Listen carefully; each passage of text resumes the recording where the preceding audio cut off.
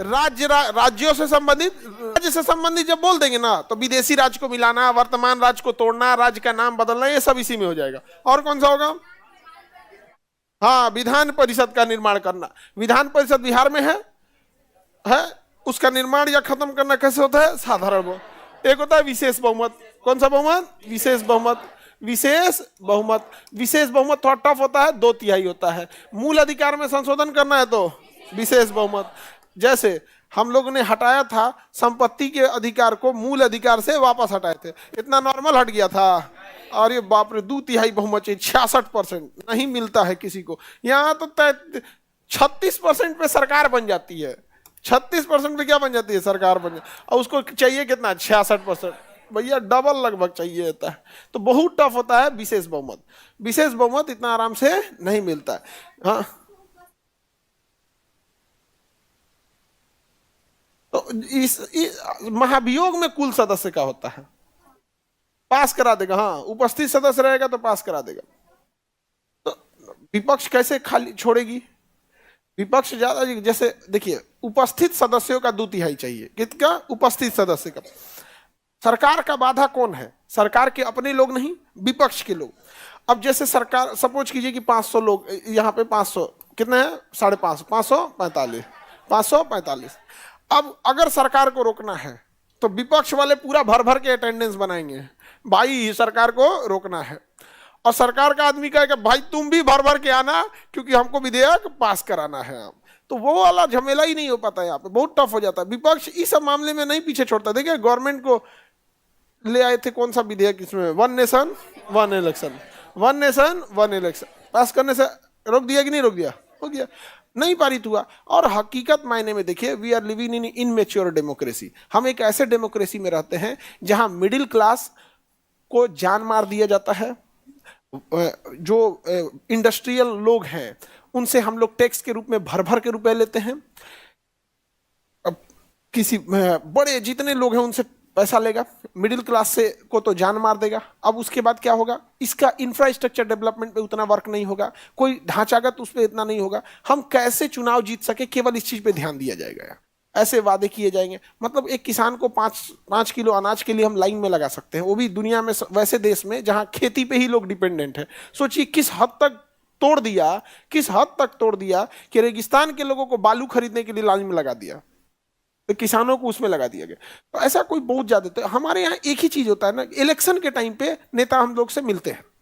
और यही एक ऐसा समय होता है जब हमें कुछ मिला है। आप इतिहास उठा के देख लीजिए, हमें भारत में तभी कुछ मिला है जब वो इलेक्शन रहा है। अभी 1/3 महिलाओं को सीट रिजर्व कर दिया गया है लोकसभा में। अभी लागू नहीं हुआ है, बट वो पास कर दिया गया है, पास हो गया है, लागू होगा। ये कब मिला आपको? जब 2024 का इलेक्शन था तब। नहीं रहता तो नहीं मिलता।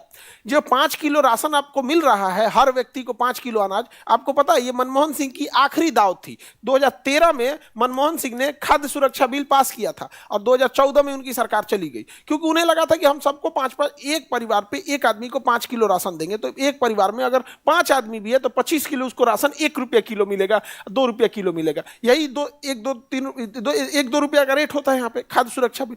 तो अभी भले हम लोग को मिल रहा है, लेकिन ये किसने दिया था? मनमोहन सिंह। और ऐसा भी मत समझिएगा कि उन्होंने बहुत अच्छा के लिए दिया था। 2013 का इलेक्शन था, उसमें उन्हें लगा कि ये हो जाएगा, उधर मोदी जी आए, अच्छे दिन आएंगे, लोग 5 किलो राशन भूल गए। लेकिन दाव कौन चला था? मनमोहन सिंह। आप कुछ भी उठा के देख लीजिए, चाहे झारखंड की मैया योजना देखिए, उनको जो पैसे आ रहे हैं 1500, 2000 जो भी अकाउंट में आ रहे हैं, 2500, तो वो लोग कब आ रहा है? इलेक्शन था तब आ रहा है। आप चाहे वो दिल्ली का इलेक्शन ही देख लीजिए, शीला दीक्षित जब थी तो उनके समय, जब अरविंद केजरीवाल उस समय आए थे तो कहते 200 यूनिट बिजली का बिल नहीं होना चाहिए यहाँ पर। हालांकि जिसको भी, कुछ ऐसे लोग होते हैं जिनके लिए आज भी 5 किलो राशन बहुत मायने रखता है, शायद बंद हो जाए तो वो नहीं खा पाए। तो ऐसा नहीं है कि ये योजनाएं खराब हैं। मेरे कहने का मतलब है, योजनाएं चाहे मोदी जी लाए हो, चाहे मनमोहन सिंह लाए हो, कोई भी हो, हमें पार्टी उटी के नहीं, आप लॉजिक समझिए कि हमें जो कुछ मिला इस देश में वो तभी मिला है जब वो इलेक्शन था। अब कहना है गवर्नमेंट का कि भाई इलेक्शन में टाइम बर्बाद हो रहा है और पैसे लग रहे हैं, एडवर्टाइजमेंट में इससे ज्यादा पैसे लग रहे हैं। एडवर्टाइजमेंट में सरकार के पास जो प्रचार में पैसे जाते हैं उसमें लग रहे हैं। आपको अलग सच में इलेक्शन में पैसे बचाने हैं तो आप फिजिकल रैली बंद कर दीजिए।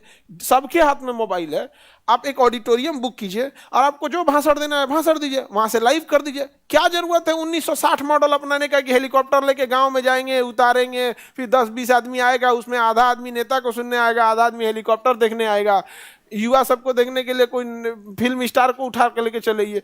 ये तो 1960 का मॉडल है, अब डिजिटल हो गया है। अब ऐसे देखिए अमेरिका में कहीं फिजिकल रैली नहीं होती है, 10-20 आदमी जुट जाते हैं। ट्रंप कोई देखिए जब गोली चलाया गया था तो वहां महज 500-600 लोग थे, ज्यादा भीड़ कहाँ थी।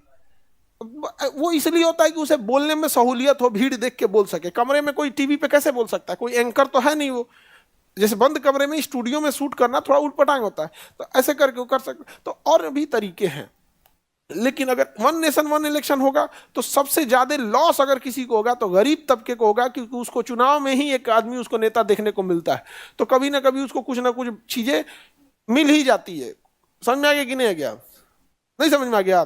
और नहीं तो हम लोग के यहाँ 2005 से पहले आंखों था जी आप लोग के पास, क्या अनर्थ थे हम लोग, पता नहीं। हमें तो 2005 के बाद निकला है। बिहार में सब लोग आंख कब निकला है? तो उससे पहले हम लोग को कुछ दिखता ही कहाँ था, कुछ दिखता था जी। आगे बढ़े। हमारे सीएम साहब का फेवरेट चीज है, दुनिया 2005 के बाद बनी है, क्योंकि 2005 के बाद वो सीएम बने। उससे पहले उनको कोई भाषण सुनिएगा तो अभी एक जगह बोल दिए थे ना कि महिला कपड़ा पहनती थी 2005 से पहले, अजब हाल है।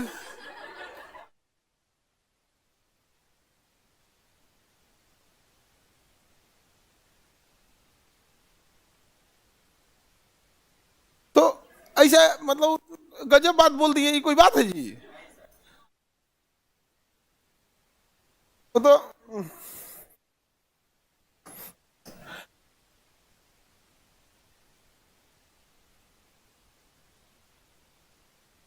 सर आपकी बहन 2014 हाँ, अच्छा वाला हमारी बहन को पूरी दुनिया 2014 के बाद दिखती है, हमारे सीएम साहब को दुनिया 2005 के बाद मिलते हैं। सबके सामने चैलेंजेज होते हैं।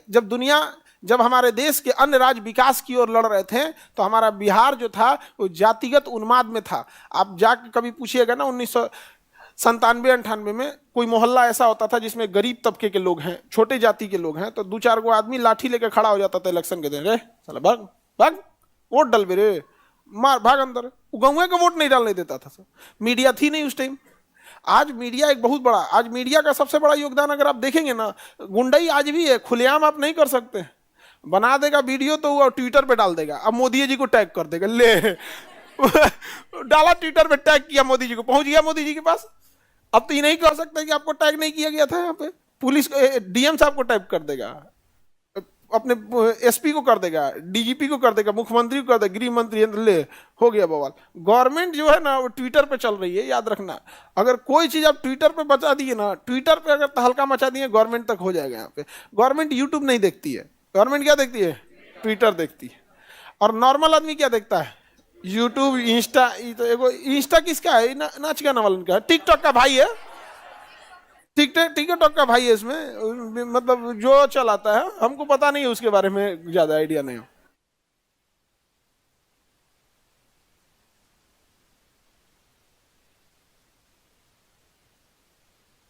आगे बढ़े। विशेष बहुमत समझ में आ गया? मूल अधिकार में संशोधन हो गया तो विशेष बहुमत भाग 3 और भाग 4 नीति निदेशक तत्व। नीति डीपीएसपी सरकार के ऊपर प्रेशर है, तुम ये कर, भले पैसा नहीं है बाद में करियो लेकिन कर। और अब पता चला कि डीपीएसपी का संशोधन करके उड़ा दिया, भाग 4 नीति उड़ा दिया, तो हम कौन सी कर तो ना कर तो। जैसे हमारे धरोहरों की रक्षा करना उसी का कर्तव्य है, मादक पदार्थ पे प्रतिबंध लगाना उसी का कर्तव्य है, डीपीएसपी में ही तो भाग 4 में। पशुओं की रक्षा करना डीपीएसपी में है। यहाँ पे पोषा युक्त आहार देना, छोटे बच्चों के लिए स्वास्थ्य का ध्यान रखना, सब उसी पे तो है। निःशुल्क विधि सहायता सब उसी पे है। समझ में आ गया कि नहीं गया? किसी को दिक्कत? विशेष बहुमत समझ में आ गया? और उसके बाद सबसे टफ क्या होता है? विशेष बहुमत बहुत प्लस आधे राज्य, प्लस आधे राज्य की सहमति, आधे राज्य की सहमति। सबसे टफ कौन सा होता है? तीसरा, ये जाल निकाल देगा यहाँ पे। जैसे इसमें इसमें ना हम ऐसे ही चीजों को रखते हैं जिसमें देश भी प्रभावित हो, बहुत जबरदस्त तरीके से देश प्रभावित हो। अगर देश प्रभावित हो रहा है तभी तो हम विशेष बहुमत रखें, नहीं समझे? और राज्य भी प्रभावित हो रहे हैं तभी तो कह रहे हैं कि भारत के 28 राज्यों में से कम आधे से ज्यादा यानी 15 राज्य सहमत होने चाहिए। 28 का आधा 14 यानी 15 होना चाहिए। इसका मतलब ऐसा कुछ करने जा रहा है जिसमें देश भी प्रभावित हो रहा है और बहुत जबरदस्त तरीके से, और राज्य भी प्रभावित हो रहा है। जैसे जीएसटी लगा दीजिएगा। जीएसटी देश के एक एक लोगों को देना है, जीएसटी एक एक लोगों को देना है। आप बिना पूछे कैसे कर दीजिएगा? केंद्र में मतलब आपका 550 सांसद बैठ गए तो देश का निर्धारण कर देंगे, और जीएसटी सबको देना है। जीएसटी में देखिएगा CGST और SGST, यानी केंद्र सरकार का भी है और राज्य सरकार का भी। इसलिए कहा गया जीएसटी पास कराइए तो पहले तो एगो साधारण बहुमत से पास नहीं होगा, पहले पास कराना पड़ेगा विशेष बहुमत यानी 2/3। और जब पास हो गया ना तो हर राज्यों में उसका फोटोकॉपी भेजिए फाइल कि देखिए ऐसे ऐसे जीएसटी होगा, इसको पढ़ लीजिए। इसे अब सरकार को बुझाएगा इतना मोटा का जीएसटी का विधेयक है, इतना मोटा। समझ में आ गया कि नहीं? सरकार के पास गया तो सरकार मुड़ी खजुआने लगी, अरे बाबू चीफ सेक्रेटरी कौन है जी, देखिए हो क्या है, देखिए इनको देखिए यहाँ पे क्या है। अब चीफ सेक्रेटरी देखेंगे उसमें क्या है क्या नहीं है, वहाँ पे पूरा वित्त मंत्रालय कहेगा, उसके वो कहेंगे ठीक है सर, अच्छा ठीक है पास कर दो। यहाँ पे सरकार आपके नजर में सरकार चला रही होती है।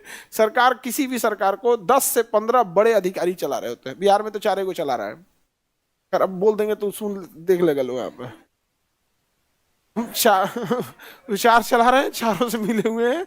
हम लोग अवगत भी कराए थे हम लोग इस चीज का। यहाँ पे हमको गुस्सा के जब हम ये नॉर्मलाइजेशन वाला था ना, तो हम अब एक तो ले ही गए, नाम नहीं ले रहे हैं, लेकिन उनको तो बुझाइए जाएगा। उनको हम जाके बोले थे बात को, तो हमको कह रहे नहीं नहीं एकदम सही है, ये एकदम सही है। बीपीएससी वालों का यही कहना है, बीपीएससी वालों का ये कहना है, ये वो 3 सेट में क्वेश्चन बनाएगा, ये सही है, जाइए हो गया खत्म।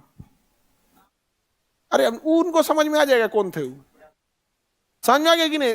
अब हम क्या करें, उधर सीएम सब थे, अब उनको क्या, वो तो इधर ही भेज देते हम, कोई बात नहीं, अब मुलाकात होगी मैदान में।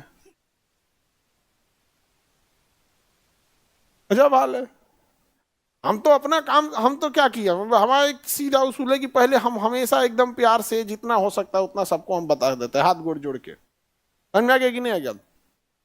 देखिए ऐसा है, बच्चों के साथ सही नहीं होगा, ये नहीं हो, नहीं नहीं एकदम सही होगा, ठीक है हाँ?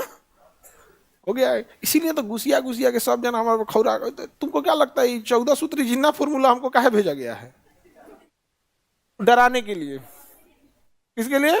डराने के। लेकिन 14 सूत्री जिन्ना फॉर्मूला पास हुआ था, हम भी बर्केन हेड। नहीं समझ में आ गया? आगे बढ़े तो जीएसटी किस में आएगा? क्यों जीएसटी इसमें आएगा? क्योंकि राज्य शामिल है। राष्ट्रपति के निर्वाचन में क्या राज्य शामिल होता है? अरे गधो, राष्ट्रपति के इलेक्शन में राज्य शामिल नहीं होता है। विधानसभा भाग नहीं लेती है गधो, विधान परिषद नहीं लेता, विधानसभा लेता है ना। आप संशोधन करके कल को कहिएगा राष्ट्रपति के इलेक्शन में राज्य भाग नहीं लेगा, बेचारा पागल हो जाएगा। सब बिना पूछे हमको बाहर कर दिया, नहीं समझाएगा, बिना पूछे बाहर कर दिया रे हमको, तो राज्य वाला भड़क जाएगा। अभी से सरकार ने संशोधन किया, मित्रों राष्ट्रपति हम चुनेंगे तो विशेष बहुमत से पास करा देंगे, उसका राज्य के पास जाएगा, राज्य वाला तुरंत फाड़ के फेंकेगा सब विधेयक वाले, हमारा वैल्यू खत्म कर देगा। इसीलिए याद रखिएगा, हर एक राज्य में एक ही पार्टी की जिस दिन सरकार बनेगी, जिस दिन हर एक राज्य में एक ही पार्टी की सरकार बनेगी, उस दिन भारत का जो सबसे टफ चीज है ये तीसरा संशोधन, विशेष बहुमत के साथ साथ आधे से अधिक राज्यों में सहमति। देखिए विशेष बहुमत उसी के पास होगा जिसकी ज्यादातर राज्यों में सरकार है, और यदि यह सरकार आधे से अधिक राज्यों में बन जाती है और उसके बाद विशेष बहुमत आ जाता है, तो अब आप समझिएगा हमारा देश उस शासन कर रही पार्टी के व्यक्तित्व पे, उसके रहमो करम पे अब टिक जाएगा कि वो कितना ईमानदार है। वो कुछ भी उड़ा देगा वहां से, कुछ भी। और सबसे खतरनाक जानते हैं क्या उड़ा देगा? 368 उड़ा देगा। जय सुसा हमको भी गम ने मारा, तुमको भी गम, इस गम को मार डालो। 368 उड़ा देगा, अब संशोधन की जरूरत ही नहीं है। यही एग्जैक्ट हिटलर ने किया था। हिटलर कोई बहुत बड़ा आदमी नहीं था। जब वाम हिंडनबर्ग के मरने के बाद जब हिटलर आया, इमरजेंसी थोपा, इमरजेंसी में क्या था ना कि वहां सारा पावर उसके पास आया, उड़ा दिया सीरियस क्या चीज, 368, उसके यहाँ 368 नहीं था, उसके यहाँ कुछ और आर्टिकल था, बट कंसेप्ट यही था, उड़ा दिया वहीं पे। यानी अब संशोधन उसके लिए, अब उड़ा दिया और संशोधन कर दिया। इसी में संशोधन करके कह दिया कि भारत में कोई भी अनुच्छेद है उसमें संशोधन साधारण बहुमत से होगा और राष्ट्रपति उसके लिए बाध्य है, न्यायिक पुनरावलोकन नहीं हो सकता है। ले, संशोधन करेगा ढाई से, राष्ट्रपति साइन करने के लिए बाध्य है और न्यायिक पुनरावलोकन नहीं हो सकता है, न्यायालय इसकी जांचें नहीं कर सकती। जा, उड़ा दिया। यही तो किया वहां पर। उसके बाद हिटलर ने संशोधन कर दिया, अब पूरी जर्मनी अपने हाथ में ले लिया। समझ में आ गया? तो भले हम लोग कहें, लेकिन ये अगर हर एक राज्यों में एक जैसी सरकार आ गई तो गड़बड़ हो जाता है यहाँ। अब ये कहने के लिए होता है, देखो चुनावी मामला होता है। भारत जो है ना एक मतलब पॉलिटिकल कंट्रीज है, यहाँ हम लोग ना नेता के जगह दामाद चुन लेते हैं। आप देखो घर में दामाद जो बात बोल देगा ना तो लोग मान लेते हैं। जैसे मान के चलो पनीर की सब्जी बनी है और लास्ट टाइम पे कहेगा कटहल खाएंगे, हाँ, थोड़ा देर पहले, थोड़ा देर क्या हो गया। वैसे हमारे यहाँ ना वैसे नेता नहीं, हम लोग क्या चुन लेते हैं, अरे नेताजी बोले आप दे दे। अब एक वो फेवरेट डायलॉग है ना, डबल इंजन डबल इंजन। अरे तरीका, हम नहीं दौड़ पा रहे हैं तो बैसाखी लेके ओलंपिक निकाल लेंगे। हाँ, बुलेट ट्रेन चली है डबल इंजन पे की अपने दम पे। अब देखो केंद्र में सरकार जिसकी है भारत में, उसी की सरकार बिहार में है ना। नेपाल में बांध बन गया बिहार के बाढ़ रोकने के लिए, तो डबल इंजन की सरकार हॉर्न बजाने के लिए है। पो पो पो पो हॉर्न बजाओ। हाँ, अरे भाई तुम्हारी डबल इंजन की सरकार 2005 से है, और 2005 से पहले बिहार कहाँ था? 5 में तो बिहार हुआ है यहाँ पे। 2005 से पहले बिहार था जी। कितना अच्छा हो गया यहाँ पे, कितना अच्छा हो गया, सब बिहार बन गया यहाँ पर, सब अच्छा हो गया। लेकिन हम लोग को बस ये बताया जाता है डबल इंजन की सरकार चाहिए, हॉर्न बजाएंगे, भोंपू बजाएंगे, आप लोग टेंशन मत लीजिए। भाई इस अगर गवर्नमेंट चेंज हो जाती है, सपोज कि सेंट्रल गवर्नमेंट में कोई और बैठ जाता है और बिहार गवर्नमेंट में कोई और बैठ जाता है, तो कल को अगर बिहार गवर्नमेंट प्रस्ताव लेके जाएगी सेंट्रल गवर्नमेंट के पास कि भैया आप बात कीजिए नेपाल में, आपका अधिकार, हम कहां से बात करेंगे, तो वहां तो पॉलिटिकल टसल भी हो जाएगा। नहीं हो जाएगा? पॉलिटिकल टसल बहुत खराब होता है, अच्छा बात भी नहीं मानता है सब पॉलिटिकल टसल के चक्कर में। यहां पर समझ में आएगी नहीं क्या? बीपीएससी री एग्जाम में क्या नतीजा हुआ? पॉलिटिकल टसल के चक्कर में खराब हुआ। पॉलिटिकल टसल है, सब आग तापने आया था सब। जो वहां पे विद्यार्थी थे लोग ना, तो वहां राजनेता लोग गए थे, लोग आग ही तापने। जैसे उधर विद्यार्थी था ठंडा में ठिठुर रहा है, आंदोलन कर रहा है, भाई हमारे साथ अन्याय हुआ, उनके साथ अन्याय हुआ है, राजनेता सब आग ही ताप, गलत हुआ इन लोग के साथ, हम इनकी बात मानेंगे, हाँ हाँ ठीक है, गलत हुआ, एकदम गलत हुआ, चल दिया। अरे तू 5 मिनट के आग तापने के चक्कर में मुद्दा को पॉलिटिकल बना के चल गया, तो पॉलिटिकल टसल हो जाएगा। तो भाई साहब बिहार में अभी अगर आप नेपाल में बांध नहीं बना सके, तो हमारे यहाँ डबल इंजन हॉर्न बजा रही है, अब बहुत अच्छा से हॉर्न बजा रही है। समझ में आ गया कि नहीं आ गया यहाँ पे? तो ये चीजें जो होती है ना, मतलब क्या कहिएगा, हम लोग को ना सब अंदर अंदर ना कई ठो जो पॉलिटिकल माइंडसेट के आदमी है ना, वो अंदरों अंदर कहता है कि आदमी अब ठीक नहीं लग रहा है, विकास की बात बोलने लगा, अब नेपाल में बांध बनाने की बात बोल रहा है, ये सब बात बोला जाता है, बात बोला जाता है। कुछ ऐसा बात बोलिए कि एक बिहारी 100 पे बारी, यही सब बोल के जाइए। नहीं समझ में आ गया? ये सब पे खुश रहता है।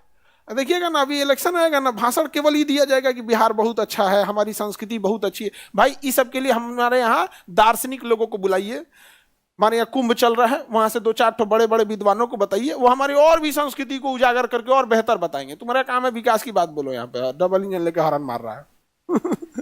तो बताओ ये खतरनाक है कि नहीं है? सबसे खतरनाक कौन सा है? जिस दिन ससुरा 368 उड़ा दिया, उस दिन तो तहस नहस हो जाएगा। नहीं हो जाएगा? जिस दिन 368 उड़ा दिया तो संशोधन कुछ भी कर सकता है। अब वो कहेगा कि आपातकाल में आर्टिकल 20 और 21 भी उड़ा सकते हैं, उड़ा सकता है। अब 20 ले गया तो आपको, अब 21 ले गया तो आपको जान ले लेगा, आपको कोई गोली नहीं मार सकता है। भारत में कौन बचाया है? इसी में संशोधन कर देंगे, मार देंगे, खत्म। ले गया, पुलिस इनकाउंटर कर देती है तो उसको अधिकतम, यदि पुलिस फर्जी इनकाउंटर करती है तो अधिकतम 14 दिन की सजा। पुलिस वाला आधा जनसंख्या साफ कर देगा। पुलिस मजबूर होती है। पुलिस समझिए शेर है बट सर्कस का। पुलिस एक शेर है और हकीकत है। बट वो सर्कस का है, उसका मालिक जिधर बोलेगा वो कुछ भी कर देगा वहां। चुनाव के टाइम पे ना, चुनाव जब आता है, आचार संहिता लगती है, तो सर्कस का शेर पिंजड़ा से बाहर आता है। आइए बताते हैं, इससे पहले कुछ था? चुनाव के टाइम ऐस मार मारते हैं सब ना पुलिस वाले, किसी का नहीं सुनते जब आचार संहिता लगती, किसी का नहीं। क्या कर लोगे उसका? क्योंकि उस समय ट्रांसफर पोस्टिंग चुनाव आयोग कर रहा होता है। तो पुलिस के पास ऐसा नहीं है कि पावर नहीं है, जिसको बोल देगा उसको उठा ले जाएगा, ऊपर से आदेश आ जाएगा गोली मारने के, यहां आके मार देगा। उसको क्या जाता है? नहीं समझे? वो अलग बात है कि फिर उसके बाद जो बवाल होगा, फिर जिन्होंने आदेश दिया है जनता उनको चुनाव में बताएगी। नहीं समझ में आ गया? तो बड़ा वो सरकमस्टेंस। बट पुलिस को है इतना, अगर बोल दिया गया उठा के इसको लाओ तो उठा के लेके चल जाएगा, कुछ नहीं कर पाएंगे। उसके अलग रिजर्व होते हैं ना, सादा वर्दी में आएगा उठा के लेके चल जाएगा। तो 368 ये वाला तो समझ में आ गया। अब हम लोग देख लेते हैं बहुमत संशोधन में कौन कौन सा संशोधन। पहला संशोधन देखते हैं, कौन सा? पहला संशोधन। जो पहला संशोधन था वो क्या था? भूमि सुधार। अच्छा, पहला संशोधन करना, आपको डेट भी याद रखना है, 1951। संविधान लागू हुआ 1950। संविधान लागू हुआ 1950। अब ध्यान दो, 1900 संशोधन हो गया 51। ये भूमि सुधार था। क्या था? भूमि सुधार। भूमि सुधार में किसे खत्म किया गया था? जमींदारी को। किसे खत्म किया? जमींदारी को। जमींदारी को क्या कर दिया? समाप्त कर दिया। अब बड़ी होशियार थे सब। अब जैसे ना कहा गया कि किसी राजा महाराजा के पास कोई महल वगैरह नहीं रहेगा। अब राजस्थान के राजा, मध्य प्रदेश के राजा पढ़े लिखे थे सब, कहा अरे भाई साहब तो संशोधन ला दिया भाई।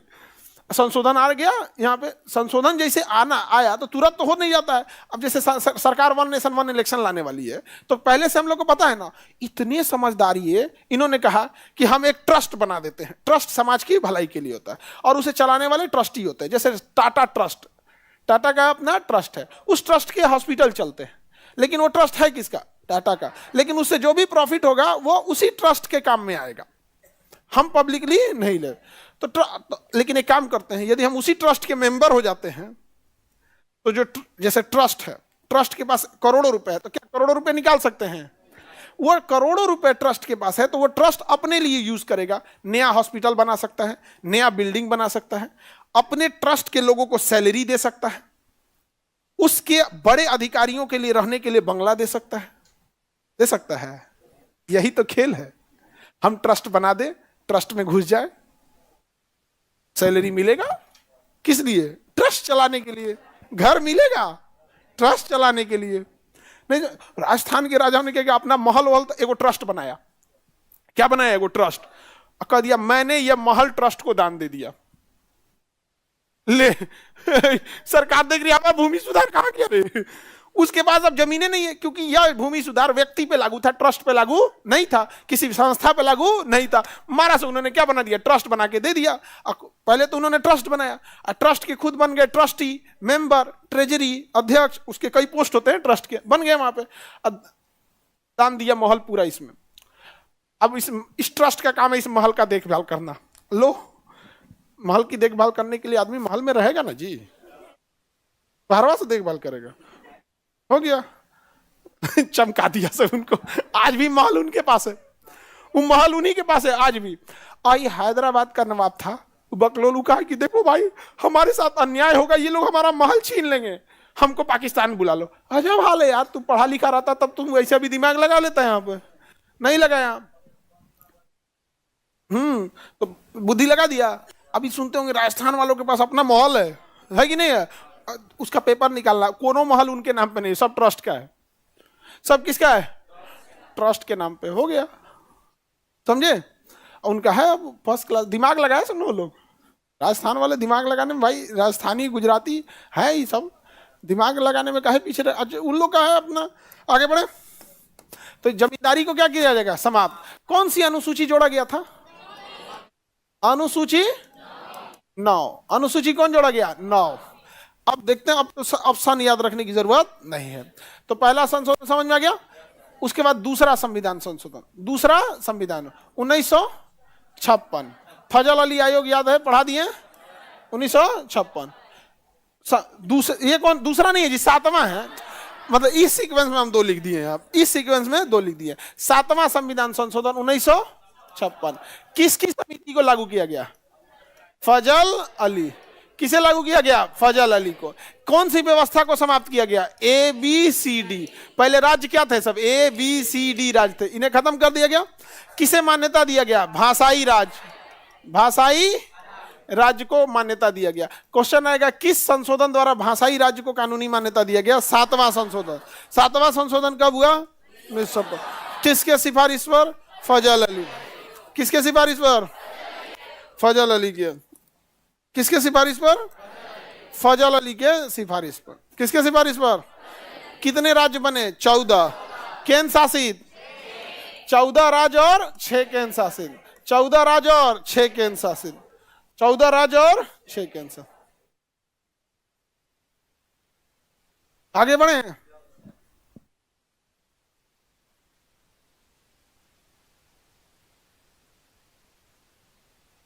Any problem? 7वां हो गया। 7वां के बाद 8वां संशोधन 1960। ये याद रखिएगा, ये 8वां है ना, फिर ये 104 वाला भी याद रखना है। 8वां संशोधन हर 10 साल पे आ रहा था। अभी लेटेस्ट जो हुआ है वो 104 है। ठीक है, अभी समझिए 60वें संशोधन में, 8वें संशोधन में क्या कहा।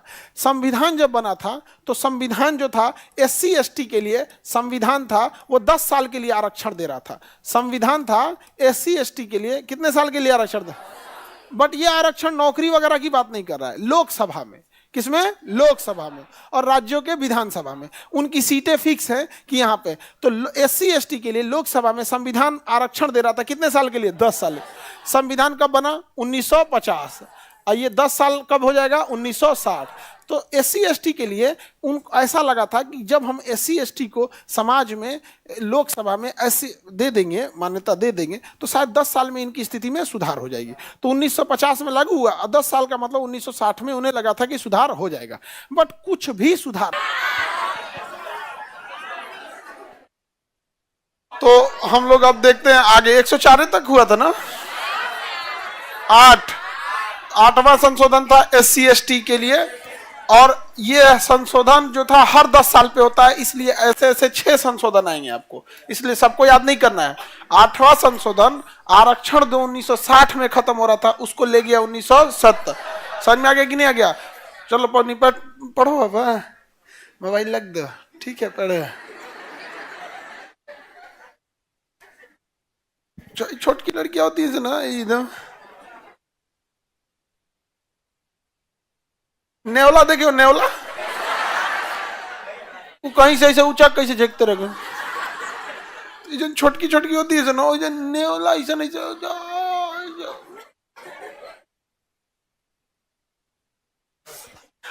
इतना छोट होती है तो कहीं बाल्टी ऐसा कहीं अट जाती है सब, दिखती भी नहीं है सब। हाँ? लेकिन बदमाशी में सबसे आगे वही रहती है सब। नहीं देखते हो जो चूहिया रहती है जो ढेर कपड़ा काटती है सब। चलो अब ध्यान समझते हैं। देखिए, 2 आर्टिकल आपको SC ST के लिए याद रखने। कौन कौन से बाबू? 8वां बोलो बाबू, 1960। और इसने SC ST का जो रिजर्व सीट था 1960 से ढकेल के 1970 लेकर चला गया। फिर एक संशोधन 1970 में हुआ जो 1980 ले गया। फिर एक 1980 में हुआ जो 1990 में। फिर 1990 से सन 2000, सन 2000 से 2010, 2010 से 20, 20 से 30। अभी जो चल रहा है वो 20 से 30 वाला, वो है 104वां संशोधन 2020 से। इसे लेके कहां चला गया SC ST का? 2020 से उठा के 2030 तक। 2030 तक समझ में आ गया कि नहीं आ गया? अभी आरक्षण जो SC ST के लिए रिजर्व सीटें हैं कहां है? 2030 तक। 2030 तक समझ में आ गया कि नहीं आ गया? जो पक्ष यह कहता है कि आरक्षण नहीं होना चाहिए, वही पक्ष यह भी कहता है कि जाति व्यवस्था ठीक ही है। जब तक जाति व्यवस्था रहेगी तो आरक्षण तो रह जाएगा यहाँ पर। तो ये चीजें अपनी अपनी डिबेट का हिस्सा है। और वर्तमान भारत, अभी हम जिस दौर में रह रहे हैं, वहां कोई ऐसा नहीं है जिसे आरक्षण नहीं है, चाहे वो जनरल है, चाहे OBC SC ST जो भी है। यहाँ पे समझ में आ गया कि नहीं आ गया? EWS भी है, नहीं है? EWS अभी हाल फिलहाल में आया ना, एक फाइनेंशियल कंडीशन के आधार पे। कितना परसेंट है? 10%। तो सबको अभी कमोबेश है यहाँ पे। 2 साल हुआ नहीं कि 4-5 गो IAS अधिकारी धरा गए सब फर्जी उसमें। अच्छा, कल एक बच्चा आया था, जिसे देखो, जैसे यहाँ पे आप लोग हैंडीकैप में हैं, आप लोगों को कोई दिक्कत होता है बाबू? लेकिन अगर आपकी सीट कोई जबरदस्ती कब्जा करने लगे तो दिक्कत होगा कि नहीं? एक को कल कान में कुछ प्रॉब्लम था, वो कह रहा हमको हैंडीकैप है, हम पैसा नहीं देंगे। कान में उसको क्या था ना कि नहीं, कभी किसी को एक कान में कुछ कम सुनाई देता है, जबरदस्ती बन रहा था। हम कहे भाई तुम ये कह दे कि हमारे पास पैसे नहीं है, पुअर फैमिली से आते हैं, समझ में आता है, तुम चढ़ के कह रहा है कि नहीं हम हैंडीकैप है। भाई हमारे ये जिनको सच में जरूरत है उनकी तो उनका हक मारेगा कोई ना कोई, नहीं मार देगा जी आप लोग का हक? ये कोई बात है? कान में खोटी जम गया तो तुम अपने को हैंडीकैप साबित करेगा? ऐसा नहीं ना है भाई। है तो अब जैसे किसी के आंख चश्मा लगा हुआ है, तो अब ये बात है, वो दूर से बैठेगा तो उतना क्लियर नहीं दिखेगा, तो उसे आई साइट में प्रॉब्लम है। आंख में चश्मा लगना कोई हैंडीकैप थोड़ी होता है। अब पता नहीं क्यों, जैसे अभी सबको पता चल गया कि यहाँ हैंडीकैप के पैसे नहीं लगते, तो उसके लिए भाई आपको आई साइट में अगर दिक्कत है तो ये कह सकते हैं कि सर आप हमें ना आगे वाले कहीं बैठा व्यवस्था कर देंगे। अब इतना भी किसी को प्रॉब्लम नहीं है कि बूढ़ा आदमी को इतना दिक्कत होता है, नहीं, तो एक से एक रहते हैं। तो हम लोग 8 तक देख लिए थे, मिटा दे। 8 के बाद क्या है बाबू? 10वां संविधान संशोधन, दादरा नागर हवेली। 10 है दादरा नागर हवेली। दादरा नागर हवेली को भारतीय संघ में मिला लिया गया। दादरा नागर हवेली को कहां मिला लिया गया? भारतीय संघ में। भारतीय संघ में देखिए, दादरा नागर हवेली यहाँ पर है पुर्तगालियों की, ये रहा दादरा नागर हवेली। गुजरात के पास, गुजरात और महाराष्ट्र के बॉर्डर पे था दादरा नागर हवेली। यहाँ किसका कब्जा था? पुर्तगालियों का, ठीक है। और ठीक इसी के पास एक दमन दीव था, दमन दीव, और एक ये था दादरा नागर हवेली। तो 10वें से किससे मिलाया गया? दादरा नागर हवेली। 10वां में क्या मिला गया? दादरा नागर हवेली। दादरा नागर हवेली। अब 12वां संशोधन बगल में ही होगा, देखो इसमें दमन दीव, गोवा दमन दीव, गोवा दमन दीव, गोवा दमन दीव, गोवा दमन दीव। तो ये देखो दमन दीव और दादरा नागर हवेली, इसके नीचे महाराष्ट्र चालू हो जाता है और यहां कहीं होगा गोवा। यहां क्या होगा? गोवा। गोवा यहां होगा। तो गोवा भी किससे आजाद हुआ? पुर्तगालियों से। गोवा किससे आजाद हुआ? वो पुर्तगालियों से। अभी तो कंप्लीट टूरिस्ट पे गोवा की इकोनॉमी चलती है, टूरिज्म वहां बहुत बड़े पैमाने पर है। आगे बढ़ जाएं, बट इधर कंप्लीट इंडिया के टूरिज्म में काफी चीजों में देखिएगा तो गिरावट आ रही है। हम लोग ने काफी विदेशी पर्यटकों से बदतमीजी करने लगते हैं। अब देखिएगा कई बार ऐसे न्यूज आने लगते हैं। और आजकल ना एगो कोनो ये सब एगो दुगा प्रैंक सीख गया है सब, पता नहीं क्या है। किसी बढ़िया आदमी के हाथ पल्ला चढ़ जाएगा तो 2-4 हाथ पा जाएगा वहां पर। अब कोई विदेशी पर्यटक आ गया, उससे जाके कुछ करना, वो घबरा जा रहा है। उसको क्या लग रहा है? प्रैंक में तो देश का आदमी घबरा जाता है, करता कुछ बोल देता है कुछ वहां पर। तो ऐसे किसी विदेशी पर्यटक के साथ ऐसा नहीं करना चाहिए। हालांकि गोवा इस मामले में ना वहाँ का कल्चर ठीक है, वो विदेशी पर्यटकों के साथ कोई बदतमीजी नहीं करता है। अब एक आध घटना अलग है, वो अलग बात है, लेकिन टूरिज्म अच्छा होना चाहिए। तो गोवा दमन दीव को लाया गया किसे? 12वां। गोवा दमन दीव 12वां। 10 में दादरा नगर, 12 गोवा दमन दीव। याद रहेगा? आपके मटेरियल में है। अगला देखा जाए 18वां, ये बहुत इंपॉर्टेंट है। 18वां संविधान संशोधन। 18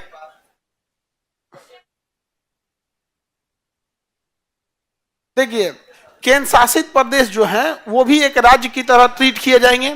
2 राज्यों का एक कॉमन राज्यपाल हो सकता है। इसके अलावा इसमें एक बहुत बड़ा संशोधन था, 7वां में भी था यहाँ पे। इसमें 2 राज्यों के कॉमन मतलब बदला जा सकता है। केंद्र शासित प्रदेश को एक राज्य की तरह क्या किया जाएगा? ट्रीट किया जाएगा। और एक सा आयोग था। क्या था?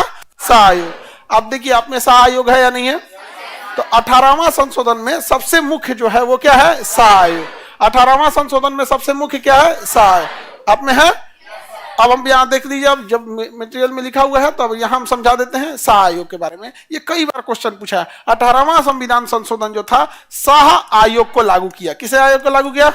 शाह आयोग को लागू किया। जबकि 7वां संशोधन आपको पढ़ाए होंगे फजल अली आयोग को लागू किया। 7वां संशोधन फजल अली और 18वां संशोधन शाह आयोग। शाह आयोग के सिफारिश पर क्या हुआ कि एक राज्य था जिसका नाम था Punjab and east Patiala state union. Punjab and east Patiala state union. Punjab and east Patiala state union. अब इसमें क्या था, जब देश आजाद हुआ तो वो उस समय का जो भारत का नक्शा था ना, वो नक्शा जो था वो राजाओं का नक्शा था। जिस राजा का जहां कब्जा था उसी हिसाब से वो नक्शा बन गया यहाँ पे। तो Punjab and east Patiala state union में जो उस समय के राजा थे उनके कंट्रोल में ये पूरा एरिया आता था। ये पूरा एरिया आता था। ये एक नाम था Punjab and east Patiala state union, PEPSU. PEPSU Punjab and east Patiala state union. अब ये पूरा एरिया आता था, इतना बड़ा एरिया इन्हीं के अंडर में आता था। तो शाह आयोग के सिफारिश पर इसे आगे बढ़ाया गया और ये शाह आयोग ने कहा कि यहाँ पे बहुत ज्यादा डिफरेंसेस देखने को मिल रहे हैं। एक और जहां पर हिमाचल प्रदेश में कंप्लीट पहाड़ है, हिमाचल प्रदेश में पहाड़ है, वहीं अगर हम यहाँ हरियाणा में देखते हैं तो यहाँ हिंदी भाषा बोली जा रही है। कौन सी भाषा बोली जा रही है? हिंदी भाषा। एक और वहीं अगर हम लोग देखें पंजाब में तो यहाँ पंजाबी भाषा बोली जा रही है। कौन सी भाषा? पंजाबी भाषा। तो इन्होंने 3 स्टेट का यहाँ पे सुझाव दे दिया। कितने स्टेट का सुझाव दिया? 3। तो पेप्सू कितने भाग में टूटा? 3 भाग में टूट गया। बताइए, हिंदी भाषा बोलने वालों के लिए है हरियाणा, हिंदी भाषा बोलने के लिए हरियाणा। हरि मतलब भगवान, याना घर, भगवान का घर। महाभारत यही हुआ था, कुरुक्षेत्र यही था ना, कुरुक्षेत्र। तो हिंदी वालों के लिए क्या बन गया? हरियाणा। वहीं अगर पंजाबी भाषा जाती, पंजाबी भाषा के लिए पंजाब बन गया। और अगर वही आप देखेंगे माउंटेन या हिल, पर्वत के लिए क्या हो गया? हिमाचल प्रदेश। पर्वत के लिए हिमाचल प्रदेश, पर्वत के लिए हिमाचल प्रदेश। इन दोनों की कॉमन राजधानी हो गई चंडीगढ़। दोनों की कॉमन राजधानी हो गई चंडीगढ़। दोनों की कॉमन राजधानी चंडीगढ़। तो बताइए, पंजाब राज्य का पुनर्गठन कौन थे संशोधन द्वारा? वही क्वेश्चन घुमा देगा। भाषाई राज्यों का गठन किस सिफारिश पर? 7वां। भाषाई राज्य का गठन 7वां। पंजाब राज्य का पुनर्गठन 18वां संशोधन। शाह आयोग की सिफारिश पर किसका पुनर्गठन? पेप्सू। पहली बार राजकीय आपात लगा था पेप्सू। पेप्सू में राजकीय आपात, समझ में आ गया कि नहीं? राष्ट्रपति शासन जिसे कहते हैं राजकीय आपात, पेप्सू। तो पेप्सू कहे तो ठीक है, अदरवाइज में पंजाब भी कहे तो क्या, दोनों का तो बात बराबर ही है समझने के लिए। तो पेप्सू जब आपको राज्य पढ़ा रहे थे तभी हम आपको बता दिए थे। अब ये दोनों की कॉमन राजधानी है चंडीगढ़। तो चंडीगढ़ जो है वो कहां पर हो जाएगा? अब जैसे मान के चलिए ये है पंजाब और इसके नीचे है हरियाणा। हरियाणा अब हम यहां पे बना देते हैं राजधानी किसकी? दोनों की राजधानी चंडीगढ़। अब उधर से पंजाब कहेगा कि हम ज्यादा जमीन कब्जा ले, तो पंजाब उधर से, समझा कि नहीं?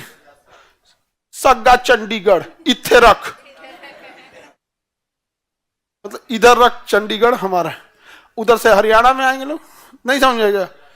तो अपना आना, दोनों लोग एक जैसे। पंजाब हरियाणा में ना आज भी देखिएगा ना, जो सेना में जाने का कल्चर है बहुत ज्यादा है। क्योंकि द्वितीय विश्व युद्ध जब अंग्रेज लड़ रहे थे तो किसी को यह नहीं पता था कि परमाणु बम का यूज हो जाएगा और इतना अचानक से द्वितीय विश्व युद्ध खत्म हो जाएगा। तो यहां से उन लोगों ने 60 लाख जवानों को भर्ती किया था, पंजाब और हरियाणा से 60 लाख। और उनको लगा था कि यही सब युद्ध जिता देगा। सब घर घर से वहां फौज में गया था, पंजाब में घर घर से 60 लाख फौज को 1944-45 के आसपास। तब तो युद्ध खत्म हो गया, तो अग्निवीर बना के ले गए थे सब। ये अग्निवीर जो योजना है ना 1940 में हरियाणा में लागू था, द्वितीय विश्व युद्ध के समय। उसी को ये लोग अग्निपथ नाम रख के, अग्निपथ का अग्निवीर क्या रख के भेज दिया यहाँ पर। ये सब थोड़े होता है यहाँ पर। उसके बाद से द्वितीय विश्व युद्ध खत्म हो गया तो डिसमेंटल कर दिया गया। आर्मी को क्या कर दिया गया? डिसमेंटल, कि भाई अब आप अग्निवीर थे, आप लोग घर जाइए। आप हर घर से एक एक फौजी था वहां पे, हर घर से। इसलिए आज भी देखिएगा ना वहां पे तो लोग, फौज का जो कल्चर है आज भी है वहां पर। एक जैसे आपने अपने यहाँ खेती का कल्चर, हर घर में एगो किसान है। आप में हर बेंच पे ना, आप में से 90% बच्चे किसान फैमिली से। तो कल्चर किस चीज का हो गया? किसान का हो गया। वहां कल्चर किस चीज का हो गया? फौज का। यही कारण है कि जब देश का विभाजन हुआ ना, तो सबसे ज्यादा यहीं पे बवाल भी देखा गया, बहुत ज्यादा बवाल देखा गया। और जब ये अग्निवीर लाया गया तो ये नहीं सोचा गया कि जब आप किसी को लड़ाई की ट्रेनिंग दे देते हैं, फिर वो समाज में आएगा और सेटल्ड नहीं होगा, बाई दी वे डिरेल्ड हुआ तो कैसे संभालिएगा?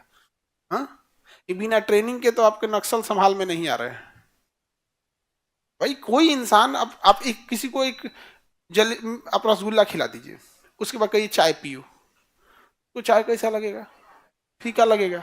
गवर्नमेंट वही कर रही है, अग्निवीर में ले आई, उसको स्टैंडर्ड की लाइफ दे दी कि सुबह 4 बजे उठना है तो उठना है, पीटी करना है तो करना है, ये नाश्ता आएगा, इतना खाना आएगा, फिक्स होता है ना। वहां पे क्वार्टर मास्टर होता है, वो शाकाहारी के लिए कितना दूध जाएगा, कितना घी जाएगा, मांसाहारी के लिए कितना जाएगा, अंडा वाले के लिए कितना जाएगा, उसमें सबका फिक्स होता है। ऐसा नहीं है कि आपका फौज में जब तक युद्ध नहीं हुआ है ना, फौज आपका ध्यान रखती है, खाया ना खाना है, खाया कि नहीं खाया, फिजिकल फिटनेस है कि नहीं, पीटी एक्सरसाइज हो रहा है कि नहीं, कैंटीन से इसको टैक्स फ्री सामान दिए जाए। तुम बाहर कोई काजू किशमिश खरीदो तो अगर तुम 1000 रुपये मिला, कैंटीन में 500 रुपया पड़ेगा, बहुत सस्ता कैंटीन में आती है। गाड़ियां खरीद लो, कुछ भी चीज कैंटीन से वहां पे, समझा गया कि नहीं, सस्ता पड़ता है। हम लोग भी कई बार घुस जाते थे कैंटीन में स्टूडेंट लाइफ में। अब हम लोग के साथ में किसी किसी का फौज का कार्ड रहता था, तो उसी से मिला। और इलाहाबाद में ना एक जगह वहाँ पे नॉन सीएसडी वाले में तो आदमी चला जाता था। सीएसडी नॉन सीएसडी 2 टाइप का कैंटीन होता है। सीएसडी में थोड़ा ठीक ठाक रेट मिल जाता है, नॉन सीएसडी में उतना भी नहीं मिलता है, लेकिन बाहर के तुलना में ठीक मिलता है। चीजें सामान सब ओरिजिनल रहती है। जिस तरह मॉल होता है ना, कुछ भी खरीद लाइए, वो फौज का मॉल है, उसमें जाके कैंटीन बोलते हैं उसे।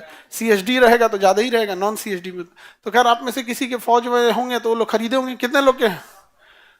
देखो भाई, भाई बढ़िया है जी, इतना फौज वाले हैं लोग यहाँ पे। तो सीएसडी से आप लोगों को तो सीएसडी कार्ड मिला होगा, सस्ता मिलता है कि नहीं जी?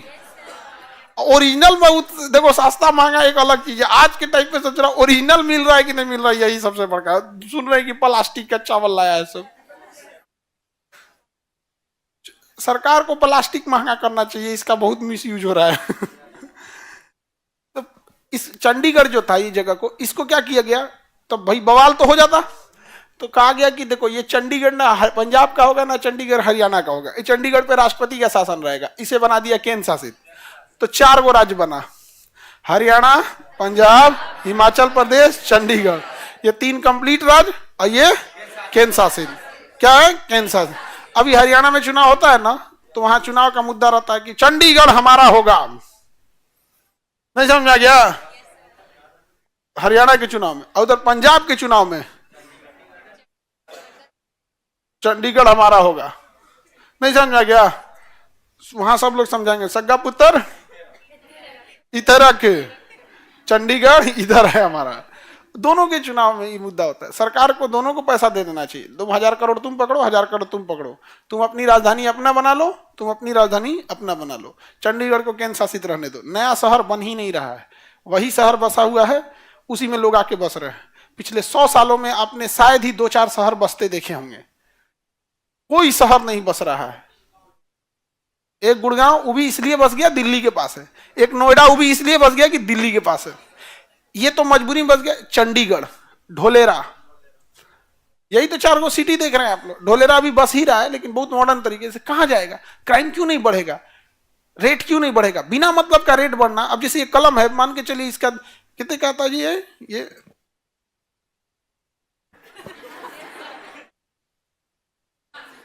कितना? 2000 या 5000? 2000 का भी, 5000 का भी। अब ये इसमें दो रेंज का था, एक 2000 का था, एक 5000 का। तो तुम्हें 5 रुपये वाला कलम नहीं है, इस पे लिखने वाला ये मैग्नेटिक कलम है ये। इस पे हम जो बोलते हैं उसको कमांड अंदर दे देता है ये। नहीं समझे? इसमें कलर थोड़ी चेंज होता है, यहाँ पे तो अलग अलग होता है इसका। अब इसको बिना मतलब का रेट अगर महंगा करे तो कोई फायदा नहीं है। शहर न बसने की वजह से सबसे बड़ी खराबी क्या है कि उसी शहर में कंजेशन बढ़ेगा, हर चीज दिक्कत होने लगेगी। सड़कें का लोड उतना नहीं हो पाएगा, पुलिस व्यवस्था पे, फायर ब्रिगेड पर बिना मतलब की जमीनें महंगी होंगी। उससे फायदा क्या होगा? अभी तुम पटना की जमीन देखो, दिल्ली से महंगी है। पटना का जमीन दिल्ली से महंगा है, क्योंकि बिहार का लोग अगर जिला छोड़ा तो उसके लिए एक ही ऑप्शन दिखता है कि चलो पटना, चलो हो पटना। नहीं समझ में आ गया? नून रोटी खाएंगे, पटने रहेंगे। और पटना आओगे तो भैया पटना लिमिटेड ना है ना, एक लिमिट है पटना का। एक और तो गंगा नदी बंद किया हुआ है, एक और से पुनपुन नदी बंद किए हुए है, नहीं समझे? उधर से सोन नदी बंद किया हुआ है, तो आपको इधर से पुनपुन, इधर सोन, इधर गंगा के बीच में रहना है यहाँ पे, तो कहाँ जाएंगे? जमीनें इतनी महंगी जिसका कोई हद नहीं। तो कोई आदमी अगर अपनी जिंदगी का एक बड़ा हिस्सा यहाँ लाता है जमीनें खरीद के, फिर बनाने में उसका खर्चा हो जाता है, तो हम लोग अर्थव्यवस्था में क्या योगदान देंगे? तो नए शहर बसते तो उससे फायदा होता है। जैसे पटना है, यहां से मुजफ्फरपुर है, तो पटना और मुजफ्फरपुर के बीच में एक शहर बसा देता और फर्स्ट क्लास 20 लेन की सड़क बना दे, आने जाने में दिक्कतें नहीं होगा। तो अभी देखो, यहां से तुम्हें गांधी मैदान जाने में, अगर तुम मरीन ड्राइव से नहीं जाओ, मरीन ड्राइव छोड़ दो, अगर यहां से तुमको जाना हो सपोज कीजिए दानापुर, तो 1 घंटा लगेगा। यहीं से बना दे अगर 15 लेन की सड़क मुजफ्फरपुर के बीच में, वहां जाने में तुमको आधा घंटा लगेगा।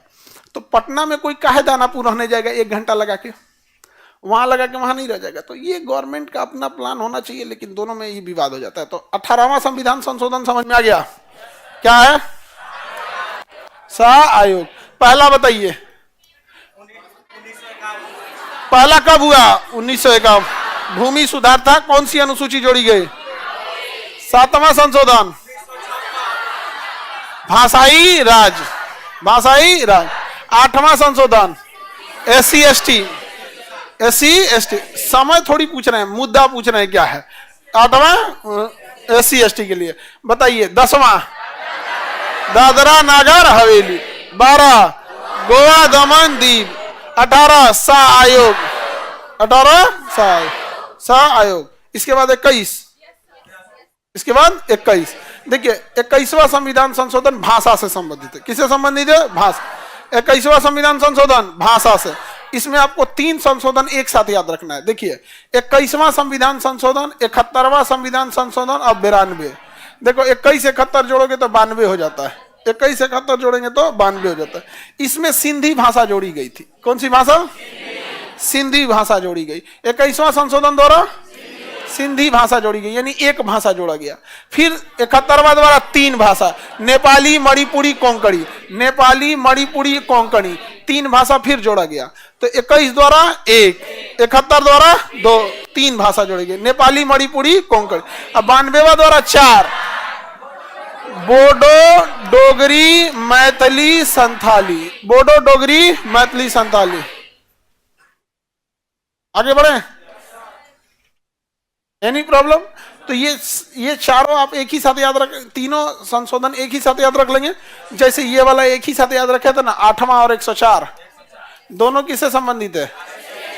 SC ST के आरक्षण के लिए, SC ST के आरक्षण के लिए, SC ST के आरक्षण के लिए। बताइए, 21वां संशोधन द्वारा कितनी भाषा? 1 3 4, ऐसे याद रखें। 1 3 4, 1 3 4, 1 3 4।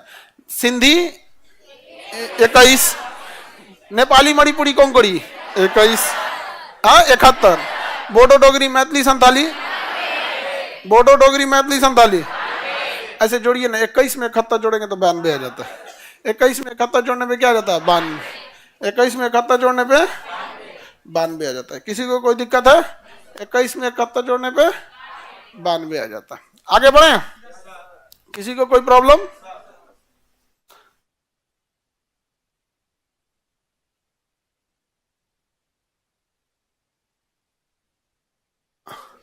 अच्छा, वह हिंदी भाषा के क्षेत्र में हिमाचल होना चाहिए, तो अच्छा हरियाणा, वो तो आप सुधार लीजिएगा, नॉर्मल सा चीज है।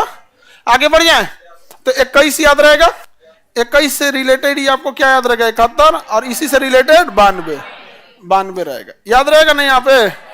अब हम ये जब 71 पढ़ाने जाएंगे, 92 पढ़ाने जाएंगे तो छोड़ देंगे वहां, बस इतना बता के कि देखिए हम आपको पढ़ा दिए भाषा से रिलेटेड। उसी तरह 104 पढ़ाने के टाइम पे बता देंगे, लेकिन आपको कहेंगे कि आप एक बार देख लीजिएगा। इसके बाद आपका आर्टिकल आएगा 35 और 36। 35 और 36 देखिए, इसमें सिक्किम से संबंधित है। किससे संबंधित है? सिक्किम से संबंधित है। सिक्किम किसे? सिक्किम। देखिए, सिक्किम ना पहले भारत का हिस्सा नहीं था। सिक्किम भारत का हिस्सा नहीं था। सिक्किम एक स्वतंत्र देश था। सिक्किम क्या था? स्वतंत्र देश। मोनार्की थी यहाँ पर, राजतंत्र कंट्रोल होता था सिक्किम में। बट चाइना ने ना वो 5 फिंगर पॉलिसी लेके चलाया है। उसका कारण आया था ना कि जैसे 5 उंगलियां होती है ना, उसने कहा कि ये हथेली जो है ना, हथेली, इस हथेली अधूरी है 5 उंगलियों के बिना। 5 उंगलियों के बिना हथेली अधूरी। उंगलियां काट दोगे तो हथेली कैसा लगेगा, इसे अजबे लगेगा। उसका कहना है कि मेरी 5 फिंगर है, हथेली है ये तिब्बत, हथेली है ये तिब्बत, क्या है तिब्बत, क्या है हथेली है। इसकी 5 उंगलियां हैं। कितनी उंगलियां हैं? ले, एक को कहता है अरुणाचल प्रदेश, यहाँ इधर से ले लेता है कि अक्साई चीन है, समझ में गया। एक यहाँ तो तिब्बत ले ही लिया है, इधर नेपाल को भी बोलेगा, सिक्किम को, भूटान को। 1 2 3 4 5 सब डरा गया सब, इस सब में से कुछ ना कुछ बकोटेगा यहाँ।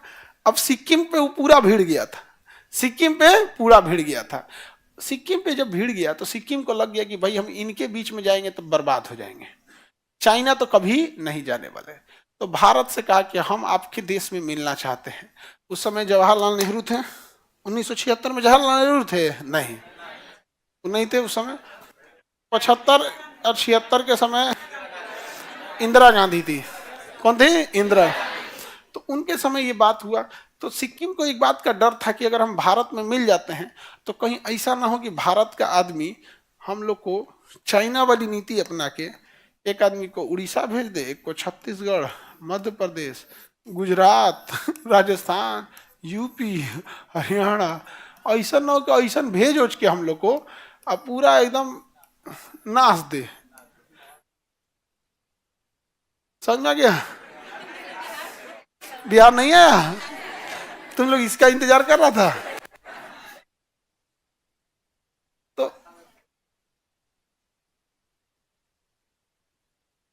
तो देखते हम लोग, किसी को कोई प्रॉब्लम, आगे बढ़ जाए तो देखते हम लोग, देखिए ध्यान से। तो सिक्किम को इस बात का डर था कि कहीं हमको हटा दे और यहाँ भारत कब्जा न कर ले, इसलिए सिक्किम पहले एक ही बार में भारत का हिस्सा नहीं बना। पहले वह सह राज्य बना कि हम एक राज्य की तरह ट्रीट करेंगे लेकिन आपका हिस्सा नहीं है। तो सबसे पहले वो एक सह राज्य की तरह बन के एक साल ट्राई किया। जब वो सह राज्य की तरह बन गया, उसको कोई दिक्कत नहीं आया, तब जाके वो पूर्ण राज्य बना। पूर्ण राज्य बना और आज भी हमारे और सिक्किम के बीच में कोई दिक्कत नहीं है। सिक्किम के लोग बड़ा सुलझे हुए हैं, पूरे पहाड़ी एरिया में ठीक है। लोग हम लोग जो आते हैं ना, ये काऊ बेल्ट एरिया बोला जाता है, ये यहीं पे बहुत ज़्यादा जनसंख्या भी है और ये सब भी बहुत ज़्यादा है। अब पहाड़ी एरिया में देखेंगे तो ऐसा कोई समस्या नहीं है। तो ये सिक्किम भारत का पहले बना सह राज्य, उसके बन गया पूर्ण राज्य। तो 35वां संशोधन द्वारा सह राज्य, 36वां द्वारा 35वां द्वारा सह राज्य, यहाँ पर पूर्ण राज्य, पूर्ण राज्य, सह राज्य के बाद पूर्ण राज्य, सह राज्य के बाद पूर्ण राज्य। सह राज्य बना 1975 74, आइए 16 मई 1975, 16 मई 1975 पूर्ण राज्य बन गया, 16 मई 1975। अब समझिएगा, 35वां संशोधन हुआ 1974, सिक्किम क्या बना? सहरा। ये भी क्वेश्चन पूछता है। और 36वां संशोधन द्वारा सिक्किम बना पूर्ण राज्य। क्या बन गया? पूर्ण राज्य। क्या बन गया? पूर्ण राज्य बन गया। 36वां संशोधन द्वारा क्या बन गया? पूर्ण राज्य। अब जब ये पूर्ण राज्य बनेगा तो ऐसा तो है नहीं कि फजल अली आयोग तो यही पे लग गया था। 7वां संशोधन द्वारा ही क्या लग गया था? फजल अली आयोग बन गया था। फजल अली आयोग की सिफारिश लागू हो गई थी और इसके द्वारा 14 राज्य बन चुके थे। कितने राज्य? 14। 6 केंद्र शासित प्रदेश होते हैं। अब जब ये 1956 में ही 14 राज्य बन गए थे, उसके बाद बहुत सारे राज्य ऐड होते गए, तो उसी हिसाब से इसका कौन सा रैंकिंग आएगा? 22वां राज्य बनेगा। कौन सा? 22वां। तो 36वां संविधान संशोधन द्वारा सिक्किम जो है पूर्ण राज्य का दर्जा प्राप्त हुआ और पूर्ण राज्य का दर्जा के बाद ये चौथा राज्य बना, 22वां राज्य बना। चौथा राज्य बना, 22वां राज्य बना। किसी को कोई दिक्कत? तो संशोधन याद रहेंगे, 36 तक तो याद ही रहेगा आप लोग को। पहला भूमि सुधार, 7वां भाषाई राज, 8वां SC ST, 104 भी SC ST, 10 दादरा नगर हवेली, 12 गोवा दमन दीव, 18 शाह आयोग, 21 भाषा, 71 भाषा, 92 भाषा, 35-36 सिक्किम, 35-36 एक साथ याद रखिए कि आपको हम जो कॉन्सेप्ट बता दिए ना, आपको में से किसी को नहीं भूलेगा कि एक बार सहराज बना, एक बार पूर्ण राज बना। जब पूर्ण राज बना तो क्या था, 22वां। पूरा रिवीजन के टाइम ऐसे याद कीजिएगा तो रिवीजन नहीं हो पाएगा, मन भी नहीं लगेगा पढ़ते में। बस 35-36 का संबंध सिक्किम से, खत्म। उतना तो कहानी याद करने की जरूरत क्या है। 35-36 सिक्किम। किसी को दिक्कत? 35-36 ब्लैक बोर्ड पर रेड कलर से नहीं दिखता है, नहीं दिखता है जी।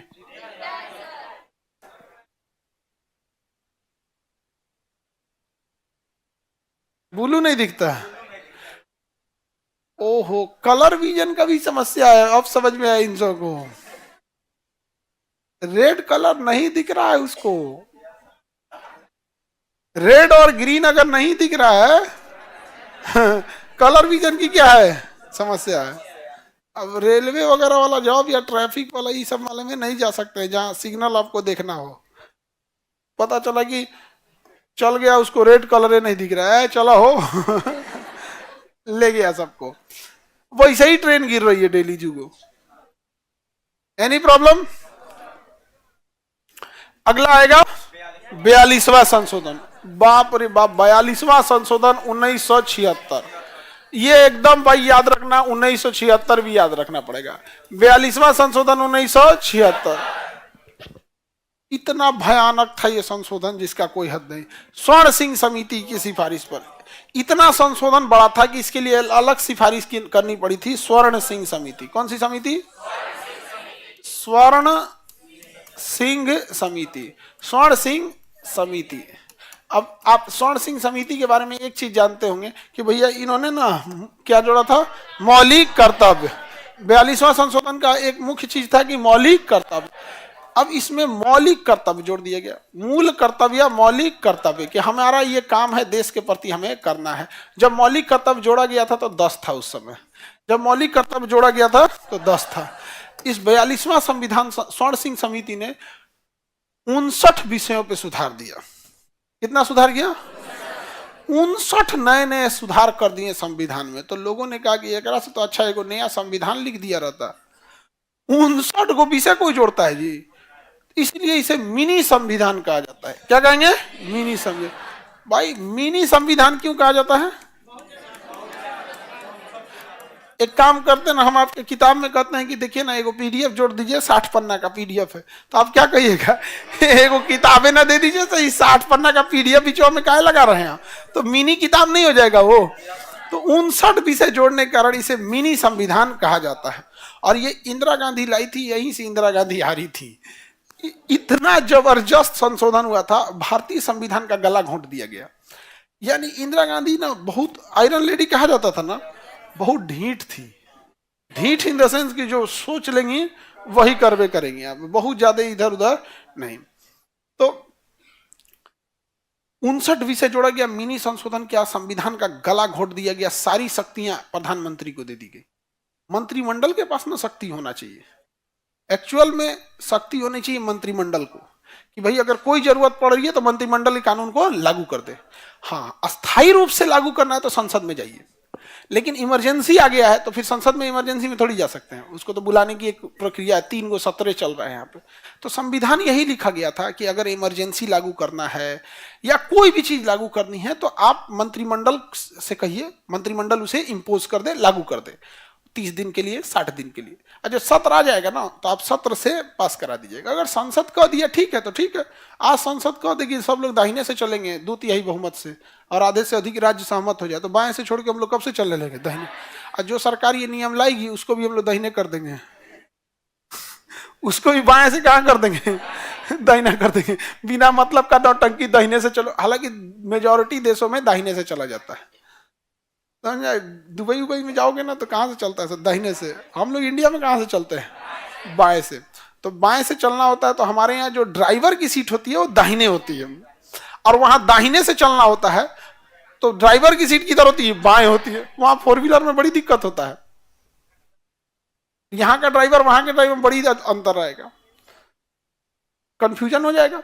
दुबई उबई का ट्रैफिक रूल बहुत जबरदस्त है। जाम लगा रहे उससे आपको मतलब आप हॉर्न नहीं मार सकते हैं। हमारे यहां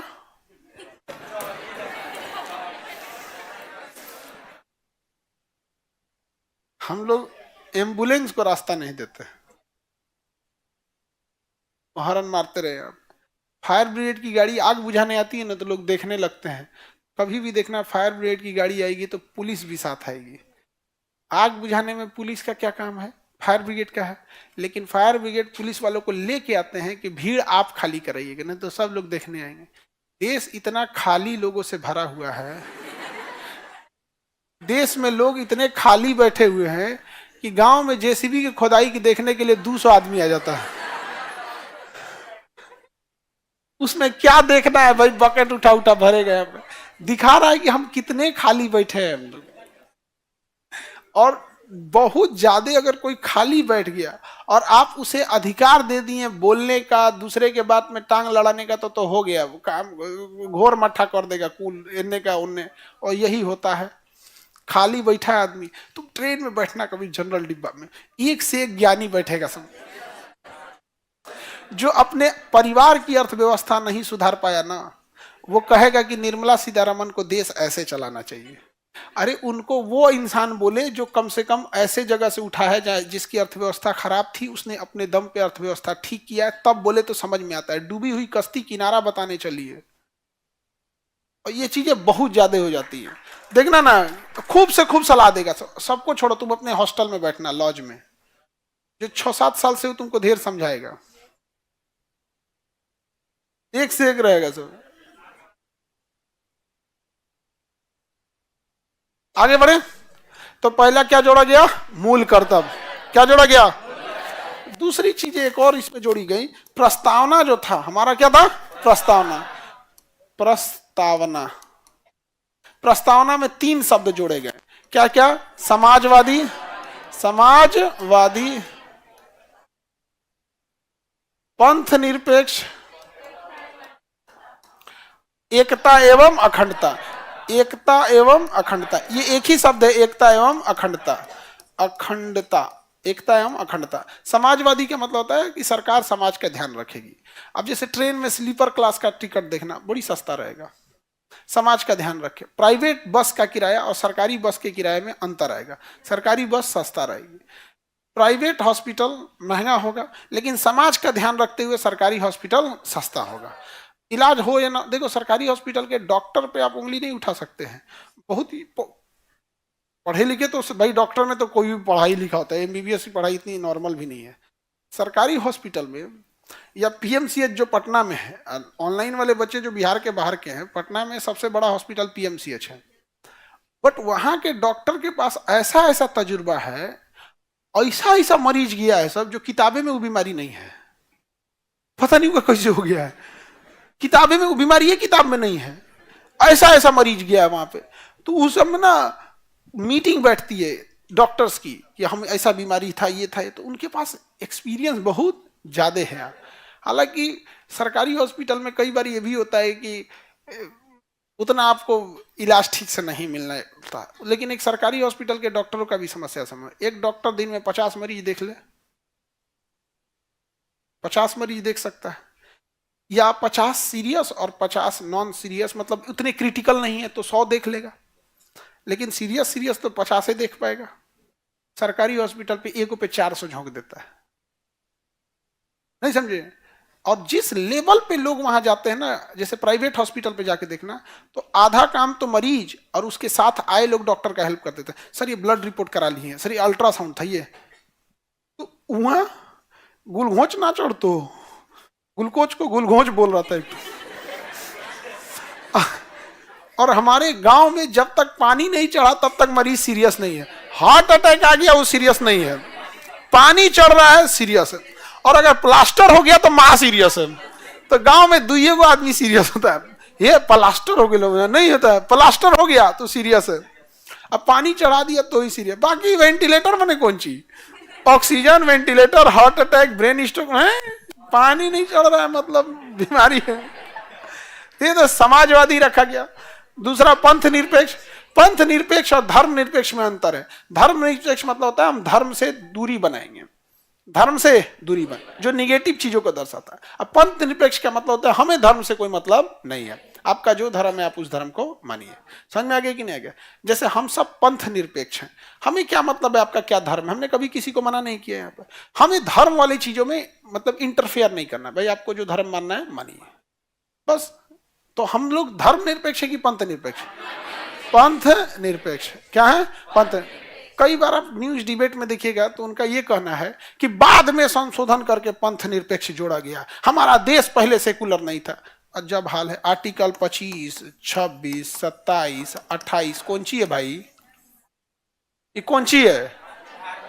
धार्मिक स्वतंत्रता। ये तो मूल संविधान में है, वो भी मूल अधिकार में है। संशोधन करने के लिए 2/3 बहुमत चाहिए। ये क्या कहता है कि किसी को भी अपने हिसाब से धर्म फॉलो की आजादी है, उसका प्रचार प्रसार भी कर सकता है, उसके लिए रखा धन टैक्स फ्री रहेगा, सरकारी विद्यालयों में धार्मिक शिक्षा नहीं दी जाए।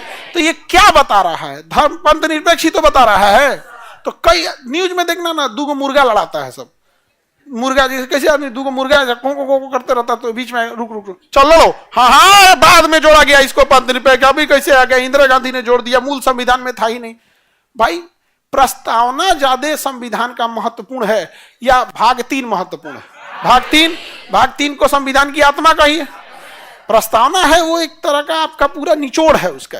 अब ये रहे ना रहे, आर्टिकल 25 और 26 नहीं है।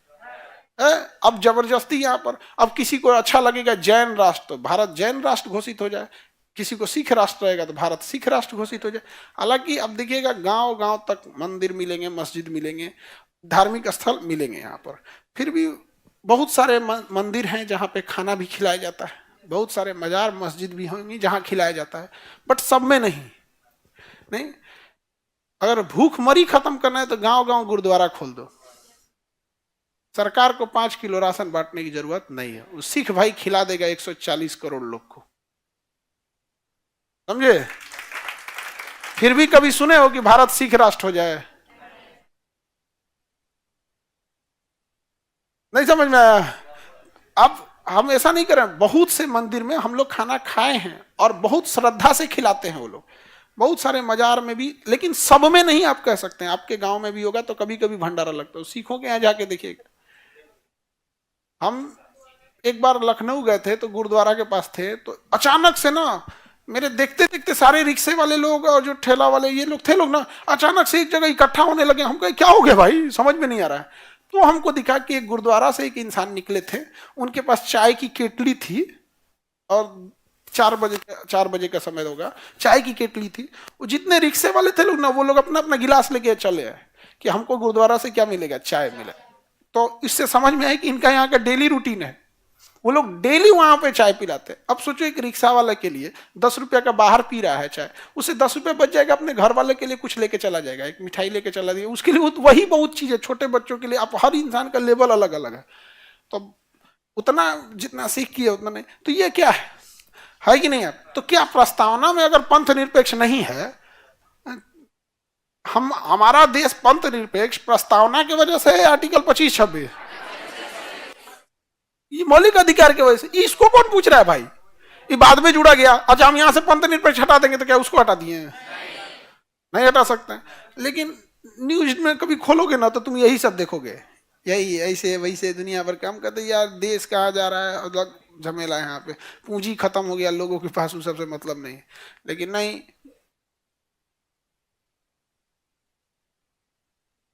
आगे बढ़े। आप कौन सा राष्ट्र चाहते हैं? हम जिस राष्ट्र में हैं हम इस राष्ट्र से खुश हैं, हमारा भारत महान।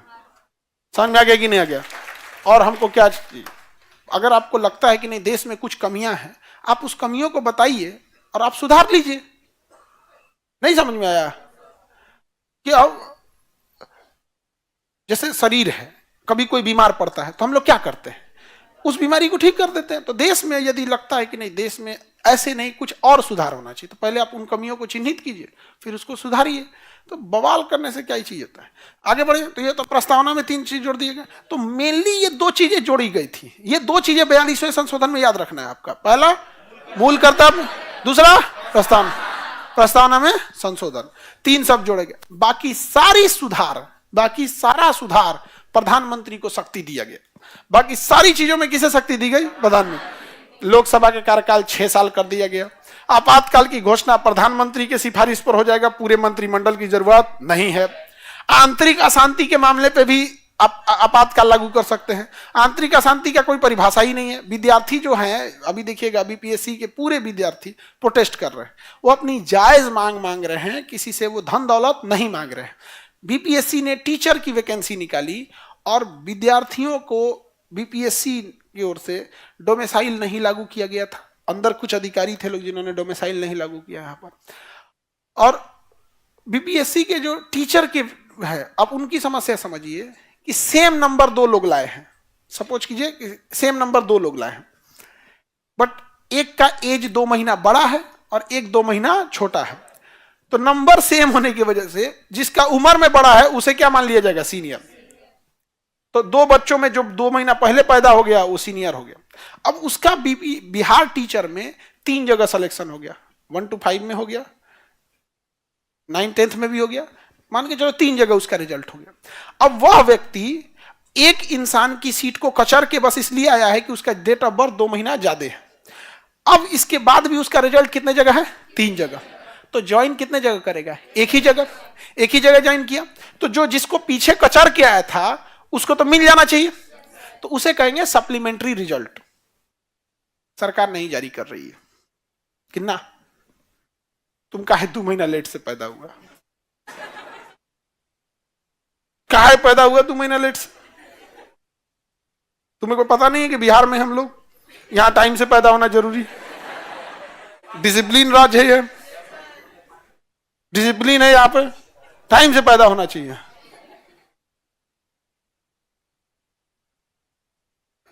कभी कभी ऐसा लगता है ना कि हमारे यहां जितने लोग रह रहे हैं 14 करोड़ लोग, सबको पुरस्कृत करना चाहिए। कम टेंशन में जी रहे हैं हम लोग, अपने आप में चैलेंज है। अजीब अजीब खेल। अब बताओ सप्लीमेंट्री रिजल्ट जारी करने में उन बच्चों का क्या जाता है? भाई एक बच्चा का 3 जगह रिजल्ट हुआ, ज्वाइन करेगा एक जगह। जब 3 जगह रिजल्ट हुआ होगा तो 3 बच्चे पीछे होंगे। एक रिजल्ट जारी करेगा तो जो इनके पीछे वेटिंग लिस्ट वाले हैं, वेटिंग लिस्ट वाले, वो 2 तो आ सकते हैं ना। ना ना ना वो सब नहीं। सप्लीमेंट्री रिजल्ट हमारा रिश्तेदार कैसे जाएगा? 20 लाख लाओ जी, जाओ। आई कौन मांग रहा है सप्लीमेंट्री रिजल्ट? मारो इस पे एफआईआर करो, इस पे एफआईआर करो। इसका कौन टीचर कौन बोल रहा है उसको ओकरो पे एफआईआर करो, नोटिस भेजो उसको, 4 जगह इसे करो। टीचर अपने में उलझा रहेगा, एक एफआईआर करो। यहाँ पे मीडिया को कहो 2-4 को उल्टा सीधा बयान दो ताकि मीडिया भटक जाए इधर से उधर। हो गया। बताओ क्या जाता है सप्लीमेंट्री रिजल्ट में? आप लोग में भी देखिएगा। अब जो बच्चे जो लोग पढ़े लोग ना, वो बेचारे मैसेज जब भेजते हैं तो रो रो के भेजते हैं सर कि सर अब की बार घर वाला भेज देगा गुजरात दिल्ली कमाने के लिए। लड़की कहती है कि सर अब तो अगर सप्लीमेंट्री रिजल्ट नहीं हुआ ना, तो जो आप क्लास में बताते थे कि जीवन का स्तर ऐसे होता है, व्यक्तिगत स्वतंत्रता ये होती है, ये सब सी किताबें में रह जाएगा सर, हम जला के फेंक देंगे इसको। क्योंकि घर वाले लड़कियों को अमूमन कम टाइम देते हैं, लड़कों की तुलना में तो आधा ही देते हैं, और कोई फर्क ही नहीं पड़ रहा है। अगर सप्लीमेंट्री रिजल्ट दे दिया जाए तो हजारों लोगों का जॉब ऐसे ही हो जाएगा। और वो फेल नहीं है, वो क्या है, वो पास हैं। बस उनका गुनाह यही है कि थोड़ा देर से पैदा हुए। नहीं समझ में आया? एमपीपीसीएस का भी यही हाल है। तो हाँ भाई, हम तो अभी तो हम वहां पे भी वही हाल है यार। किसी दिन ये सब विद्यार्थी सब, तो ये समझ में आ गया 42वां संशोधन भारत के लिए अच्छा था या खराब? खराब था। एक देखो, आंतरिक अशांति के नाम पे आपातकाल आप लागू कर दीजिएगा। आंतरिक अशांति का कोई मापदंड है? अब बच्चे कह रहे थे कि हमारा सप्लीमेंट्री रिजल्ट जारी कीजिए। बीपीएससी के बच्चों का खुलेआम दिख रहा है धांधली हो रहा है, खुलेआम दिख रहा है। वो बच्चों का क्या करना है? आप री एग्जाम ले लीजिए, री एग्जाम लीजिए और फेयर तरीके से लीजिए। आपको जितना टफ बनाना है टफ बनाइए। यहाँ पे उनका मांग गलत नहीं है, लेकिन 42वां संशोधन में उसे आंतरिक अशांति कहा जाएगा और वहां लागू कर दिया जाएगा आपातकाल। और जैसे आपातकाल लागू होगा, धरना देने का अधिकार खत्म, अभिव्यक्ति की स्वतंत्रता खत्म, मीडिया की स्वतंत्रता खत्म, सारी चीजें खत्म, मार धार के हटा के फेंक देगा। जा गर्दनी बाग जैसे जो जगह है, वो 2, आप लोग तो गए हैं, 2 गेट के बीच में पर भी पुलिस अरेस्ट नहीं करेगी। दो गेट के बीच में अगर आप रहेंगे तो कभी पुलिस अरेस्ट नहीं करेगी। हम गेट के बाहर ना चल गए थे, अरे हमको उस समय भी नहीं अरेस्ट करते लोग वहां पे। हमको जो डिटेन किया गया था ना, गलती थी कि थोड़ा सा ठंडी का दिन था तो लोग जैकेट वैकेट पहने थे, तो पुलिस वाले से ही हम पूछ लिए, तुम वहीं थे? चलो उन्हीं से पूछ लिए थे हम लोग यहाँ पे। तो वहां कोई, अब वहां हम लोग को क्या समझ, रात हो गया था, हम पुलिस वाले से पूछे, देखो जिधर पुलिस नहीं है ना उधर से ही हमको निकलना है, नहीं तो रात हो गया है, अगर नोटिफिकेशन नहीं देंगे तो लड़कियां हैं यहाँ पर, यहाँ ना कहीं रहने की व्यवस्था है, ना लाइट की व्यवस्था है, मच्छर काट रहा है, सबसे झमेला है, वॉशरूम नहीं है वहां पे, और 3-4 हजार लड़कियां हैं, उनकी सेफ्टी कौन देखेंगे? हम कहते हैं हम जाते हैं यहाँ पे और ध्यान देना। हमको लगा कि ये भी प्रोटेस्ट वाले ही हैं, वो पुलिस वाला था। हमको पता चला वायरलेस निकल रहा है, इन लोग का प्लान है बीपीएससी जाने के लिए। हमको ले भाई,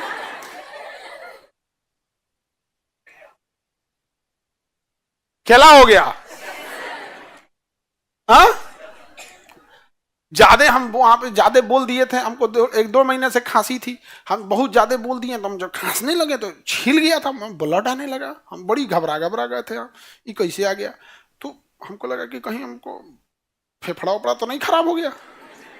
और वहां पे ना माइक का भी व्यवस्था नहीं, ना गला फाड़ फाड़ चिल्लाना पड़ता है वहां पे, और बहुत झमेला हुआ। लेकिन अगर वही 42वां संशोधन होता तो प्रधानमंत्री के पास शक्तियां थी, अब वो देख लेता आंतरिक अशांति। आंतरिक अशांति का कोई मापे दंड नहीं है, सास बहू का झगड़ा हो गया, चिल्लाने लगे से छत पे चढ़ के कि करम फूटल था तो हईसन पतो हो गए, तारा से अच्छा रिश्ता आ रहा था, हमार करम फूटल था। अरे मार, वो आंतरिक अशांति का मान लगा के मोहल्ला में इमरजेंसी लगा देगा। नहीं समझ आ गया? मोहल्ला में क्या लगा दिया है? इमरजेंसी लगा। वो सास बहू का झगड़ा होते रहता है, वो हमेशा कोसेगी, ऐसा पतो मिल गया, वो कहेगी अब बेल कब जाई बुढ़ी आई। दोनों में झगड़ा होते रहेगा। तो आंतरिक अशांति पे कभी आपात लागू किया जाता है? आई लागू कर दी थी इंदिरा गांधी, आंतरिक अशांति पे लागू कर दी। नहीं, अब हम जो समझा रहे हैं, अब समझो ना, आंतरिक अशांति के आधार पर हम आपातकाल इंपोज करने का अधिकार प्रधानमंत्री को नहीं था, आपातकाल लागू करने का अधिकार प्रधानमंत्री को नहीं था। समझ में आ गया कि नहीं आ गया? किसी को कोई दिक्कत? अभी क्या किया, 44वां द्वारा हटाया गया था, अभी 42वां समझो। कितना ज्यादा इंदिरा गांधी पूरे देश को अपने पास रखना चाहती थी। एक तो आपातकाल की शक्ति प्रधानमंत्री को, आपातकाल लागू किया गया, संविधान आपका गया, आपात जैसे लागू किया संविधान गया। तो आपात लागू करने का अधिकार किसको दिया गया? प्रधानमंत्री को, मंत्रिमंडल को भी नहीं, किसे? प्रधानमंत्री। दूसरा, आंतरिक अशांति जिसका कोई मापदंड नहीं है, जिसका कोई मापदंड नहीं है, आंतरिक अशांति पे भी क्या लागू हो सकता है? आपातकाल। यानी ओवरऑल की पूरा संविधान हमारे पास। एग्जैक्ट वार्म हिंडनबर्ग के साथ हिटलर ने भी यही किया था, एग्जैक्ट यही किया था उसने भी। तो आंतरिक अशांति समझ में आ गया। अब इंदिरा गांधी के खिलाफ जो बोलता था उसको जेल में डाल देती थी, उसको क्या करती थी? जेल में डाल देती थी। आंतरिक अशांति, आपातकाल खत्म करने। बिहार के थे जयप्रकाश नारायण, उन्होंने कहा कि एक काम करो, जेल की कैपेसिटी कितना है पता करो। उन्होंने कहा कि 40,000 से ज्यादा लोगों को ये जेल में नहीं रख सकते। उन्होंने कहा एक काम करो, आपातकाल, आई आंतरिक अशांति साइड रखो, 4 लाख लोग निकलो, 40,000 को जेल में रख सकते हैं। चलो जेल भरो आंदोलन। कौन आंदोलन? जेल भरो आंदोलन। बिहारी से पंगा, बिहारी से पंगा। तो जयप्रकाश नारायण आगे आए, जेपी, और कहे कि हर जिला से लोग निकलो। कैपेसिटी कितनी है पूरे में? 40,000 लोगों से ज्यादा वो लोग जेल में नहीं रखते। 4 लाख लोग घुस जाएंगे तो जेल ब्लास्ट हो जाएगा, और इसे जेल की दीवारें चरमरा जाएंगी। यहाँ पे जाएंगे कहाँ पे? अपने से खुल जाएंगे। भाई जेल की दीवारें नहीं है तो ठेला ठेली हो जाएगा, जगह नहीं है, हो कहाँ रखिएगा, जगह नहीं है यहाँ पे। नहीं समझ आ गया? तो पुलिस वाले भी परेशान हो जाएंगे यहाँ पे। अब उसके क्या किया गया? तो सुशील मोदी थे जयप्रकाश नारायण के साथ, वो कहे कि गुरुजी हम चलेंगे। लालू प्रसाद यादव, गुरुजी हम चलते। Nitish Kumar, I am also ready. पहले कुछ था, पहले कुछ था, आप आए हैं तो कितना अच्छा हो गया यहाँ पे। पहले कुछ था ही नहीं, वो भी आए यहाँ पे। फिर जितने बिहार, रामविलास पासवान, जितना बिहार के नेता देख रहे हो ना, जितना बिहार के नेता, वो उस प्रोटेस्ट में गए थे। समझा? जो जहां था वहां, जहां जहां जेल गए थे यहाँ पे। और उस समय, उसके बाद जयप्रकाश नारायण तो बिहार के लिए करके चले गए। उसके बाद बिहार में उनके यही लोग आके संभाल ली। समझ में आ गई नहीं गया? नहीं तो उससे पहले बिहार में कुछ था? कुछ था ही नहीं।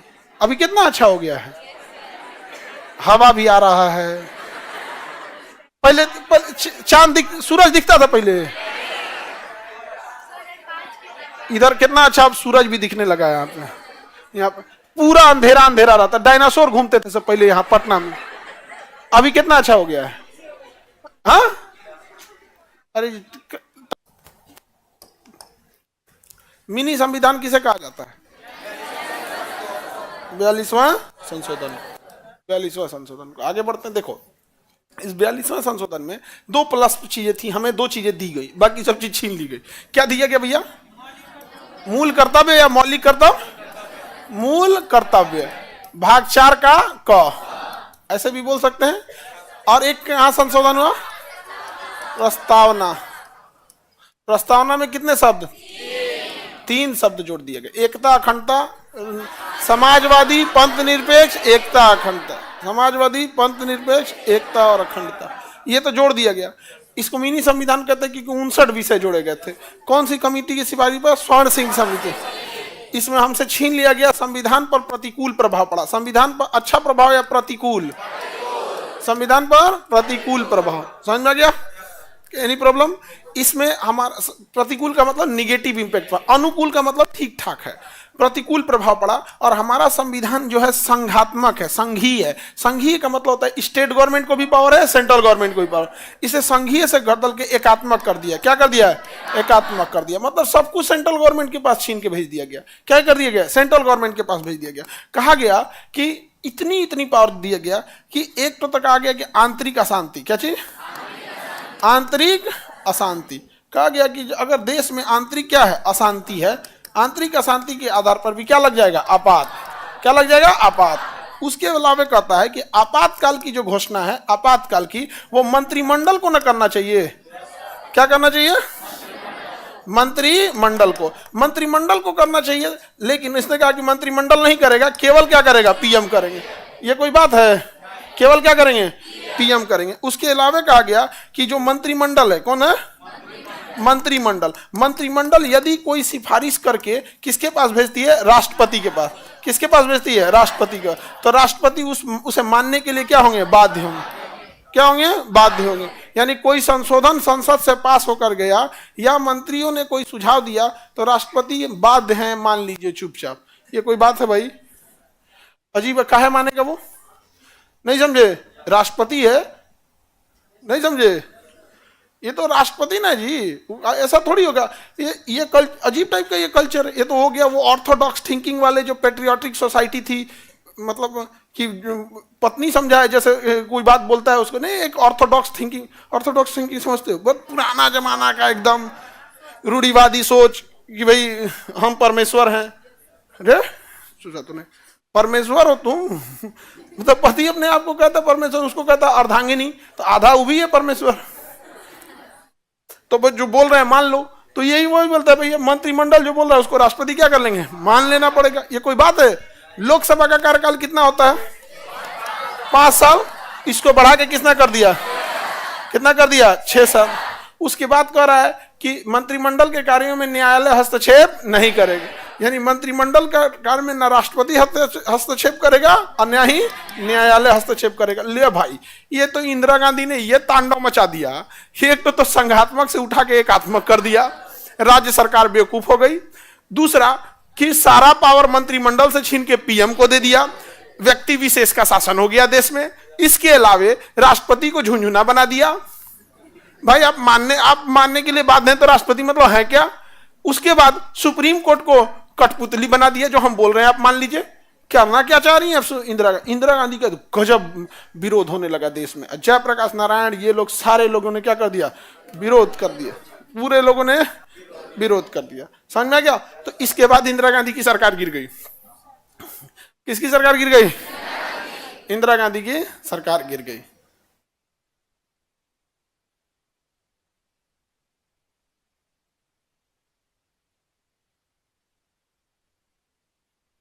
Any problem?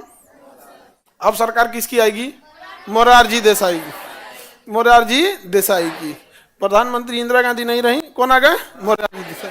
उनके जगह आ गए मोरारजी देसाई। मोरारजी देसाई आए और यही मुद्दे पे आए थे कि हम 42वें संशोधन को खत्म कर देंगे। ये उनका मुद्दा ही था चुनाव में कि हम 42वें संशोधन को खत्म कर देंगे।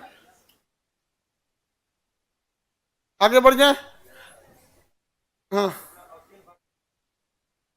हाँ तो देखो मेन चीज देखो, आप बात समझो। 59 विषय हैं ऐसे समझिए, 59 विषय हैं। क्या हमने 59 विषय लिखा है? नहीं, हम वही लिखे हैं जो एग्जाम में आएगा। ठीक है, बाद में लोग कहेंगे कि देख रहे हैं 59 में वही वही बोला जो एग्जाम में आ गया, कोई ना कोई गड़बड़ है। नहीं भाई, गड़बड़ नहीं, एक्सपीरियंस है, पढ़ाते पढ़ाते आदमी बुढ़ा गया पढ़ाते पढ़ाते हैं। नहीं समझे? तो हम क्या 59 विषय बताए हैं? नहीं बताए हैं। बहुत चीजें हैं, लेकिन वही वही बताते हैं जो आपको एग्जाम में आए। हमारा बस ये कहना है कि हम आपके जीवन का सबसे बहुमूल्य समय ले रहे हैं। पैसे भले कम लेते हैं, देखो पैसा तो रिकवर हो सकता है आज नहीं तो कल, बट जो हम आपका समय ले लिए, या कोई विद्यालय में आपने 3 साल 4 साल पढ़ लिया, वो समय नहीं लौट के आएगा। तो जब आप हमें समय दिए हैं, इसीलिए ना दिए हैं कि हम आपको उतना पढ़ाएं जितना में आपका रिजल्ट ठीक ठाक हो जाए, कम मेहनत में ज्यादा रिजल्ट हो जाए, यही ना चाहते हैं। पढ़ाने के लिए तो 59 का 59 पढ़ा दें, उसके बाद कहें सब मेरे ही में से आया है, भाई तो बचा कहाँ? 59 का 59 भी तो पढ़ा सकते हैं ना, सब नहीं। लेकिन ये मेन यही रहता है कि जहां से आ रहा है यही चीज पढ़िएगा जो ठीक ठाक आ जाएगा। चाहे जितना कुछ कर लीजिए, कोनो किताब पढ़ लीजिए, जहां तहां जितना घूमना है घूम लीजिए, क्वेश्चन यहीं से आएगा। समझ में आ गया कि नहीं आ गया? क्या हो गया?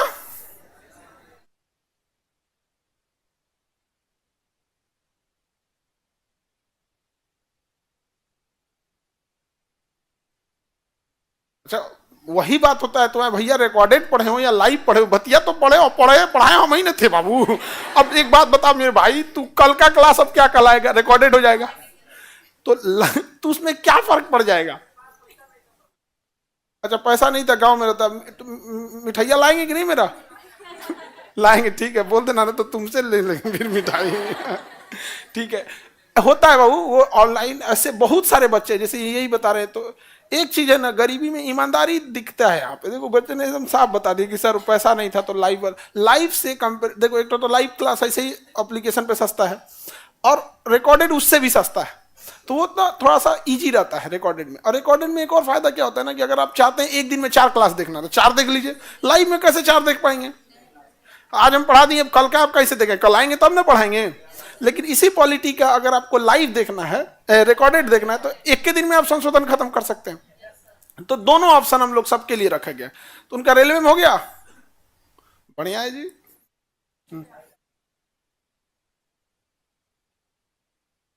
तो एक ना आप लिख के एप्लीकेशन इनको दे दीजिएगा, ठीक है। एप्लीकेशन पे बहुत सारे बैचेज हैं, तो किसी किसी में टेक्निकल प्रॉब्लम कुछ ना कुछ हमेशा आते रहता है। उसका रीजन जानते हैं क्या होता है? अपडेट दे देता है। क्या दे देगा? अपडेट। अब जैसे हम ही अपडेट दे दे इसी क्लास में कि कल से ये गेट नहीं खुलेगा, तो जो इस गेट से आने वाला है उसको कल दिक्कत होगा कि नहीं होगा? परसों अपडेट दे दे कि नहीं अब कोनो गेट नहीं खुलेगा, छत से ऊपर से सीधे कूदना पड़ेगा। तो एप्लीकेशन में ना यही प्रॉब्लम आता है। एप्लीकेशन तो मेरा है, लेकिन प्ले स्टोर गूगला का है, एंड्रॉइड गूगलवा का है। तो मोबाइलवा देखते होंगे ना, जब कहता होगा 2-3 महीना पे कि अपडेट करो। अब हमारा एप्लीकेशन उस एप्लीकेशन के आपके मोबाइल के हिसाब से रन कर रहा है। अब वो अपना अपडेट कर लिया, एक दो खिड़की जंगला बढ़ा दिया, कोनो खिड़की जंगला बंद कर दिया। अब हमको भी टाइम लग जाता है कि उस हिसाब से अपडेट करें।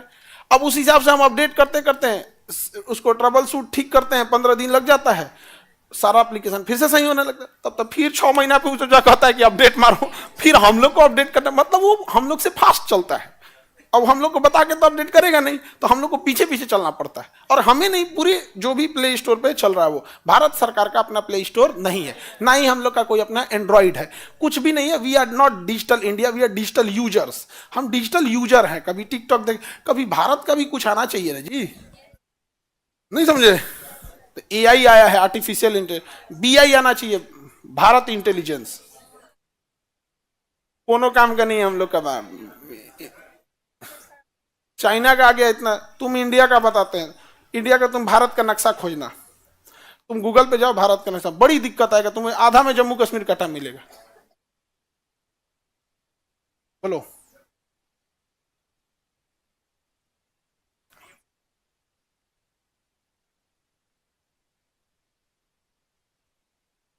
ये पॉलिटिकल है, ठीक है, बैठिए हम समझा देते हैं। जैसे इसमें ना 42वें संशोधन में बहुत सारा आरोप लगता है इंदिरा गांधी पे, और उसमें बहुत सारे सही भी हैं, लेकिन कुछ हद तक नहीं। जो मेन है, उन्होंने विपक्ष को बहुत हद तक दबा दिया था। जो उनके सामने बोला सबको जेल भेज दिया। यहाँ पर प्रशासन जहां कुछ बोलेंगे उठा के लेके चली जाती थी। उस समय मीडिया भी इतनी सतर्क नहीं थी। मीडिया के ऊपर भी अब जब आपातकाल लगा देंगे, मीडिया कहाँ गई? आर्टिकल 19 के 1 में है मीडिया। जब आपातकाल ही लगा देंगे तो आपातकाल में कोई आपका नियम कानून नहीं होता है, घर में घुस के पीट देगा पुलिस, कुछ नहीं कर पाएंगे। ये कब है हमारे लिए? गिरफ्तारी से संरक्षण 22 में ना है गिरफ्तारी से संरक्षण। गिरफ्तारी से पहले वारंट दिखाइए, 24 घंटे के अंदर मजिस्ट्रेट को ले। 22 में ना, 22 तो निरस्त हो ही सकता है, 20 और 21 ना निरस्त नहीं होता है जी। हो सकता है। कौन? नहीं, आने वाले समय में कोई पीएम अब जबरदस्ती कैसे कर सकते हैं? क्योंकि 44वें संशोधन में कह दिया गया कि अकेले पीएम नहीं ला सकते, आपातकाल पूरा मंत्रिमंडल चाहिए। समझा गया कि नहीं आ गया? ठीक है। अब देखो एक और चीज क्या है, अगर पूर्ण बहुमत की सरकार है, पूर्ण बहुमत की सरकार है, तो पीएम भी वही सोचेगा जो मंत्रिमंडल सोचेगा, अगर पूर्ण बहुमत की सरकार है तो। लेकिन अगर पूर्ण बहुमत की सरकार नहीं है तो पीएम तो जो सोचेंगे, लेकिन मंत्रिमंडल में बहुत सारे लोग अन्य पार्टियों के भी रहेंगे। जैसे वर्तमान सरकार के पास केवल बीजेपी के नहीं है, वहां हमारे नीतीश जी के भी हैं, अपने मुख्यमंत्री साहब का, तेलंगाना का है, चिराग पासवान है, ऐसे बहुत सारे लोग हैं। समझ में आ गया कि नहीं गया? तो सबका वो होता है, तो हर पार्टियां अपनी अपनी छवि को रखेगी ना। अभी इमरजेंसी मूवी भी है।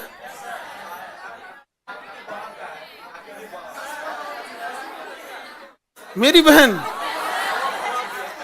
फ्लॉप हो गया, उसे क्या हुआ? फ्लॉप हो गया तो हर भाई अपनी बहन को अप्रिशिएट करता है।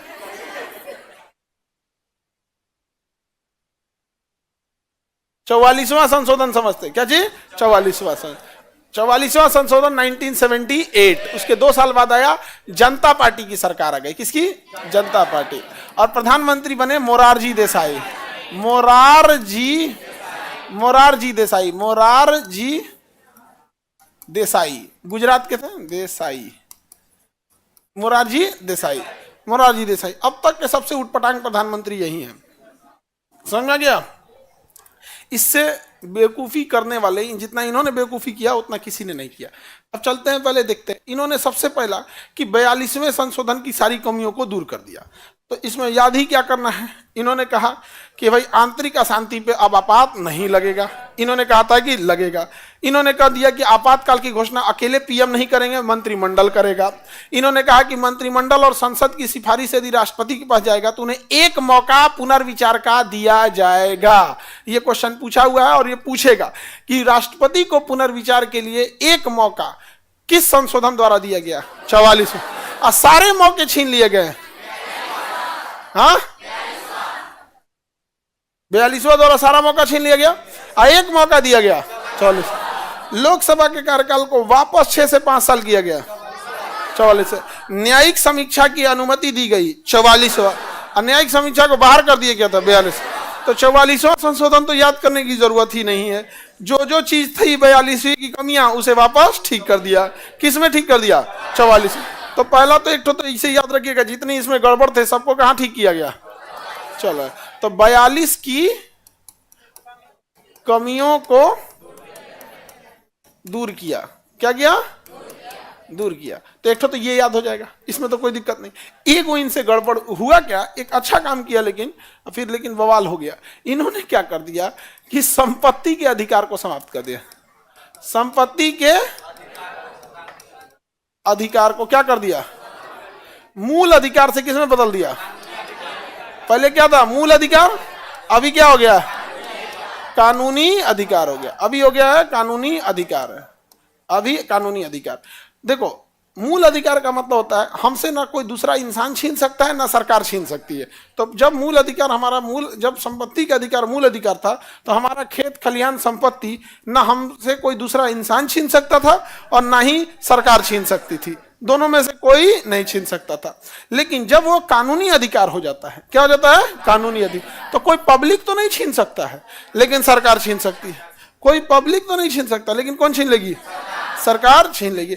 आज मान के चलिए सरकार को जरूरत पड़ा केजीएस का, उठा ले जाएगी इसको, कहते कि अब यहाँ हमारा सरकारी स्कूल चलेगा, जाइए यहाँ से, भगा देगी जी। नहीं समझे? और कब का भगा दी रहती, वो आप लोग है ना तो डराई रहते हैं। उन लोग के आंखों में हम लोग इतने खटकते हैं, इतना खटकते हैं, कहते हैं ऐसे ये टीचर सब, हम अपनी बात नहीं कर रहे हैं, पूरी एजुकेशन कम्युनिटी, ये क्या है सब समझ में नहीं आता है। टेलीग्राम इन्हीं सब का हो गया है, यूट्यूब पे जब मन तब कुछ भी ट्रेंड करा देता है सब, ट्विटर पे जब मन तब कुछ भी ट्रेंड करा देता है सब। ये आखिर है क्या इनके पास? आप लोग का पावर है, स्टूडेंट्स पावर, आप लोग का। समझ में आ गया कि नहीं आ गया? अगर सरकार को हम लोग की केजीएस की जरूरत पड़े तो ले लेगी कि नहीं? कहेगा यहाँ पढ़ाते हैं, आप यहाँ भैंस बनाएगी, सरकारी भैंस सब रहे, जा हटाओ यहाँ से। क्यों? क्योंकि अब मेरा क्या हो गया, कानूनी अधिकार हो गया, कोई दिक्कत नहीं, तो ले लेना, भैंस बांधना है तो भैंस बांध ले। हम कौन बात फैक्ट्री चला रहे हैं कि मशीन हुए लगेगा? हम यहाँ के जगह दूसर जगह पढ़ाएंगे, हुए पढ़ाई होगा, सड़क पे पढ़ाएंगे, वहीं हम जहाँ खड़े हो जाए क्लास वहीं से चलने लगता।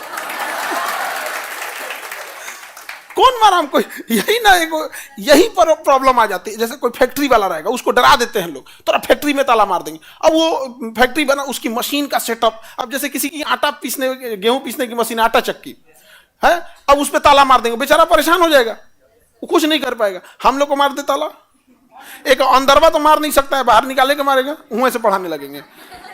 देखिए हम लोग को मार दिया ताला, यहाँ पर बाहर पढ़ाना पड़ रहा है, यहाँ पे सब भर भर कहेगा कैसा ना आदमी आया है। नहीं तो मार दो, क्या जाता है यार।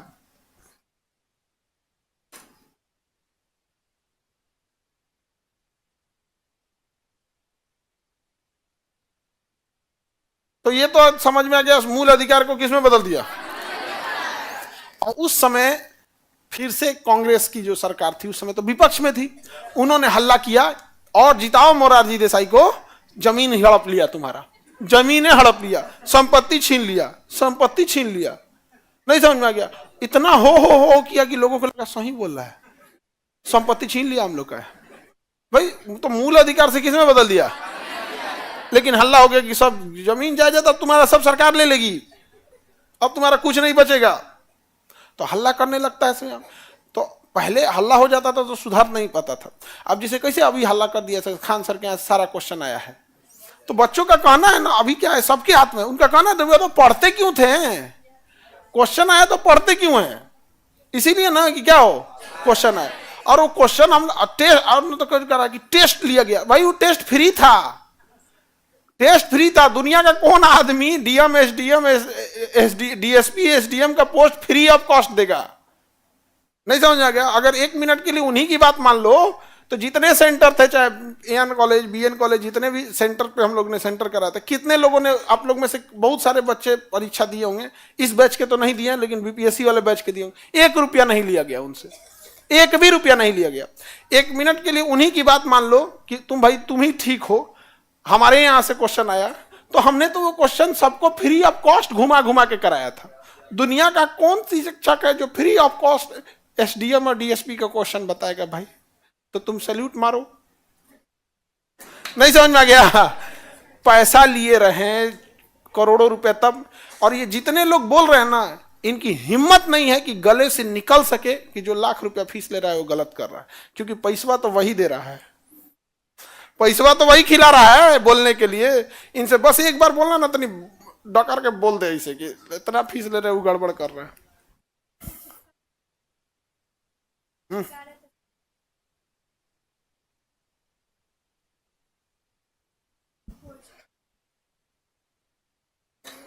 हाँ तो हु बहू लड़ा है, हु बहू मेंस में भी लड़ेगा, हम तो अभी भी बोलते हैं हु बहू मेंस में भी लड़ेगा, रेलवे की एग्जाम हो रहा है उसमें भी हु बहू लड़ेगा, दरोगा का हो रहा है अभी भी लड़ेगा, एक किताब ले लो उसमें से लड़ेगा, पॉकेट जी के।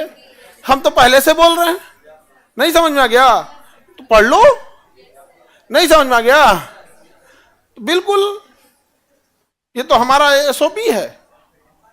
देखो हमको एक बात नहीं समझ, पर हम लोग तुम्हें अगेन बताते हैं, हम लोग का उद्देश्य शिक्षा का बस 2 ही है, हर इंसान तक शिक्षा को पहुंचाना और बेस्ट क्वालिटी और मिनिमम प्राइस से। हम लोग का दूसरा कोई उद्देश्य नहीं। और हम लोग पिछले 2 साल से इसी पे लगे हुए थे, 3 साल से।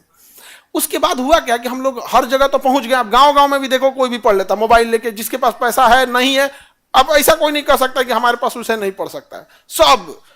तो हम लोग उसमें सक्सेस हो रहे थे। हम लोग का मुख्य ध्यान नहीं था। इसमें कुछ लोग को खलबली होने लगी। अच्छा अब बताओ तो कितना रिजल्ट है, कितना रिजल्ट है, कितना रिजल्ट, खाओ खाओ खाओ करने लगा। जब हम रिजल्ट दिखाए तो स्टेज टूट गया। कहा कि जा जा, रिजल्ट तो बहुत ज्यादा है, वरना पहले तो हम दिखाते नहीं थे, अब दिखा दिए तो रिजल्ट, अब क्या करें, अब क्या करें। तो फिर उसके बाद बोला सब, अच्छा पढ़ाते हैं, एग्जाम में नहीं लड़ता है, पढ़ाते हैं, धाए धाए पूरा लड़ गया, सब लड़ गया, बाप हो बाप, सब लड़ गया, अरे बाप हो बाप यार।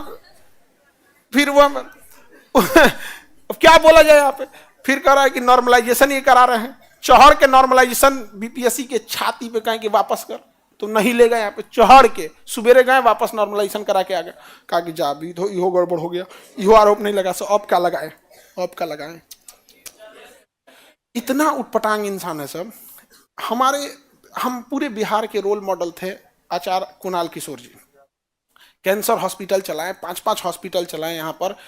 50,000 लोग अभी भी अयोध्या राम मंदिर दर्शन करने जाएंगे ना, तो उसके बगल में अमावा मंदिर है जहां राम रसोई चलता है, वहां खाना खिलाते हैं इंसान फ्री में 50,000 लोगों को। जब वो इस दुनिया से चले गए तो 10 दिन पर कुछ होता है ना, क्या बोलते हैं, 10 या 13 पे कुछ होता है, देखो हमको उसका ज्यादा आइडिया। तो हम वहां गए तो फूल अर्पित किया जाता है, तो फूल अर्पित किए, उसको कह रहा है देखिए ये कहाँ गए हैं। तो हम तो एक शिक्षा हमें ज्यादा नहीं आदि आता है, तो हम दूसरे का देख देख के करते हैं, भाई हमसे कोई गलती ना हो जाए, वरना फिर कोई कहेगा कि क्या करती। तो फूल अर्पित करके प्रणाम करके हम लोग तो वैसे ही मरमाहत थे कि इतने अच्छे लगे। और फिर बात होने लगा तो हम कहे कि इनको भारत रत्न की बात बोलिए यहाँ पे। तब तक उसके बाद कुछ देर बैठा जाता होगा, अब हमें नहीं पता हम कैसे तुरंत चल जाएगा। बैठा गया यहाँ पे, तब तक गवर्नर सर भी बैठे, कुछ वो लोग भी बैठे, हमको इधर बैठा कर, देखिए बैठे हम वहाँ पे, ये भाई तो निचवा बैठे हम निचवा बैठे। तब तक एक मिनिस्टर साहब मिल गए, उनसे भी कह दिए देखिए ना। फिर एक हमारी टीम का सर, ये जो समय है किसी की शोक सभा है, इसमें बीपीएससी की बात ना किया जाए। हम कहे इधर एगो मंत्री इधर वो है, दोनों लोग को बोल दिए देखिए बहुत दिक्कत हो रहा है बीपीएससी के बच्चों के साथ। तो भाई कोई फोटो खींचेगा तो अवजिया थोड़े आएगा। तो कह रहा देखिए क्या बोल रहे थे, क्या बोल रहे थे। भाई तुम्हारी अगर इतनी पहुंच है तो उनसे जाके पूछो कि हमने बोला था या नहीं बोला था। नहीं समझे? तो होता है इस सब चीज के लिए आप तो टेंशन नहीं लेता है, होते रहता है यहाँ पे। हकीकत में एक हम बात बोलते हैं, तुम जो हम विरोध करता है वो खुद का विरोध कर रहा है। नहीं समझ में आया? जो विरोध करेगा ना उसको रियलाइज होगा कि उसने खुद का विरोध कर लिया। क्वेश्चन आया, हम शांति से बैठ गए थे, भर द घूम घूम हल्ला कर दिया सब कि यहीं से क्वेश्चन आया। अब कुल लड़का पढ़ने आ रहा है, अब कुल लड़का आ रहा है पढ़ने। हाँ हो सही है बात है। यहाँ पर अगेन हम लोग का उद्देश्य यही है कि ज्यादा से ज्यादा लोग तक शिक्षा जाए। तो हम लोग देख लिए 42 और 44 समझ में आ गया। 42 की कमियों को दूर किया गया किसके द्वारा? किसके द्वारा? 44 द्वारा। संपत्ति के अधिकार को समाप्त किया गया। चल, और यही इनके लिए काल हो गया मोरारजी देसाई के लिए। मोरारजी देसाई इतने अजीब प्रधानमंत्री थे कि इन्होंने इनको जब रॉ एजेंट वालों ने कहा कि पाकिस्तान काहुटाबाद में अपना परमाणु बम बना रहा है, आप अनुमति दीजिए, उसी में हम ब्लास्ट करा देंगे। उसमें क्या कर देंगे? ब्लास्ट करा देंगे। तो जो हमारे रॉ एजेंट थे सब, वो क्या किए थे सब ना, उस काहुटाबाद के पास जहाँ पे पूरा ये रिसर्च हो रहा था, वहाँ कभी कोई कबाड़ी वाला बन के, कभी कुछ, उसमें होता क्या था ना, 2 किलोमीटर पहले ही लोगों को रोक दिया जाता था, तो अंदर कोई जा ही नहीं सकता था, पहाड़ से घिरा एरिया था। तो उन्होंने कहा कि काम करो, जो यहाँ से निकल रहा है उसके पीछे पड़ो। तो जो यहाँ से निकल रहे थे उनके पीछे पड़ गया सब। अब उनकी घर की भी सिक्योरिटी तगड़ी है, घर पे भी नहीं जाने से। तो नजर रखते रखते देखा सही कहाँ बाल कटा रहा है सब। तो जहाँ बाल कटा रहा था सब ना, पता चल गया कि अगर परमाणु बम जहाँ बनेगा ना तो उसका रेडिएशन आएगा, और वो रेडिएशन हमारे शरीर पे कहीं कभी हटने वाला नहीं है। तो उन्होंने जब बाल कटाया सब, तो ये कबाड़ी वाला बन के बालवा बटोर लिया सब। अब बाल का सैंपल भेजा सब इंडिया, और जब चेक हुआ तो कहा कि इसमें कुछ बाल में रेडिएशन है। तो समझिए गया था कि यही आदमी इधर से निकल रहा है, घर में बाल कटाने गया और बाल में रेडिएशन मिला, मतलब यही है। तो कंफर्म हो गया। उसके बाद धीरे धीरे जब सारा चीज कंफर्म हो गया तो उसमें ये लोग किसी किसी से वो सब कर लिया यहाँ पे। अब कुछ खाना पहुंचाने वाला कैंटीन वाला आ गया सब, यहाँ खाना पहुंचे। तो इन लोगों ने कहा कि ठीक है, खाना पहुंचाने वाला कैंटीन है, इसी टिफिनवा में लेते जाएंगे, एक बढ़िया से एक टिफिन में डेली खाना देंगे। एक दिन खाना की जगह कुछ ब्लास्ट वाला ऑडियक्स रख देंगे, उड़ जाएगा, पूरा प्लांटे उड़ जाएगा। तो इन्होंने भेजा प्रधानमंत्री को, मोरारजी देसाई को, कि भाई इतना बड़ा ही मिशन है, 2 देश लड़ जाएंगे, आपको पहले बता देते हैं और आप परमिशन दे दीजिए और कुछ पैसा अलॉट कर दीजिए, क्योंकि बड़े काम के लिए किसी को बड़ा पैसा देना पड़ेगा यहाँ पे। तो कह रहे हैं मोरारजी देसाई, ये तो गलत बात है जी, ये तो गलत बात है। फोन लगा, फोन लगा, फोन लगाई तुझे, फोन लगाई। फोन लगा दिए जानते हैं पाकिस्तान के प्रधानमंत्री को, और कह रहे हमको सब पता है आपका हुटाबाद में क्या कर रहे हैं, रॉ ने मुझे सब बता दिया है, आप परमाणु बम बना रहे हैं। चलिए, लेकिन ये तो गलत बात है। उसे अगर फोन रख दिए, पाकिस्तान का प्रधानमंत्री कहा अपने आईएसआई, लेकिन रे कौन है रे, कैसे पता चल गया इनको, पता करो। अब रॉ वालों के पीछे पड़ गए आईएसआई वाले, ये कौन इस एरिया में घूम रहा है। जो जो घूम रहा था पकड़ पकड़ के तड़पा तड़पा के मारा सब, उन सबको उंगली काट काट के 10-10 साल में मारा सब, चमड़ा उधेड़ दिया सब। सबसे बुरी मौत अगर किसी को मिलती है तो जासूसों को मिलती है, हमारे इन मोरारजी देसाई की वजह से। और सबको मार दिया, लगभग 350 हमारे रॉ के एजेंट सब मारे गए मोरारजी देसाई की वजह से। और पाकिस्तान का मिशन सक्सेस हो गया, परमाणु बम बनाने वाला। पाकिस्तान इतना खुश हुआ कि मोरारजी देसाई को अपने देश में बुलाया, एयरपोर्ट पे रिसीव करने गया, रेड कारपेट बिछाया, और पाकिस्तान का सर्वोच्च पुरस्कार निशाने पाकिस्तान, जैसे भारत का सर्वोच्च भारत रत्न है ना, वैसे उसका निशाने पाकिस्तान है, पाकिस्तान का सर्वोच्च पुरस्कार दिया गया। वाह वाह, ऐसा प्रधानमंत्री भारत में रहे तो क्या ही कहना है। लीजिए, समझ आ गया कि नहीं, धन्य है भारत। अच्छा, उसको भारत रत्न भी मिला। हाँ हाँ, भारत रत्न भी मिल गया, एक बार चेक करना ना, उनको दोनों देश का सर्वोच्च सम्मान मिल गया। छीनने का ही प्रस्ताव होना चाहिए। आगे बढ़े।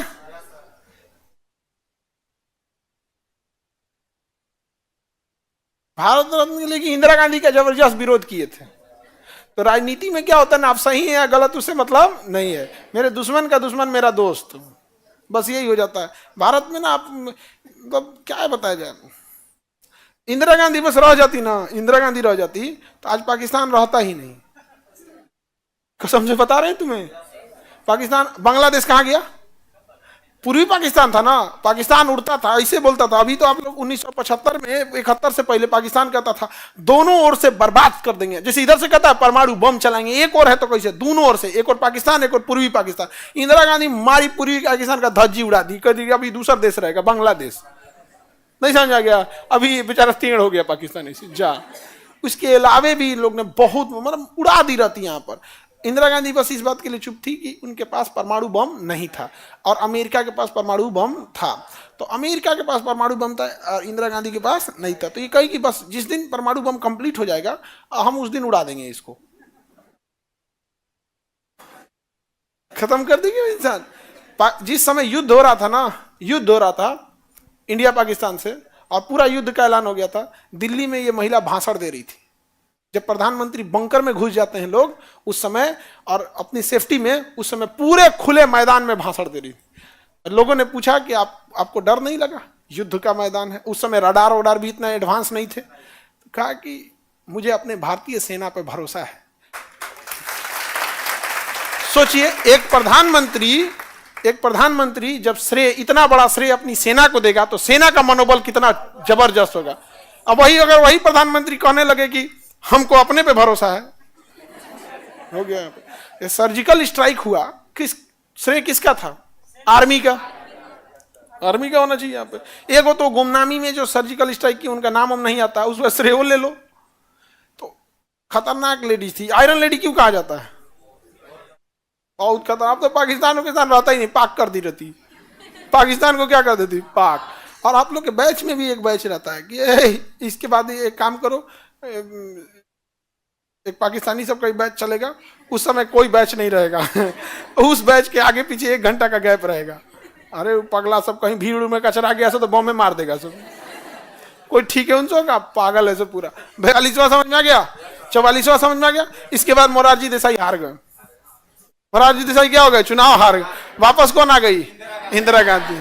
और उन्होंने फिर से 42वें संशोधन को दोहराया नहीं, वापस कौन आ गई, इंदिरा गांधी।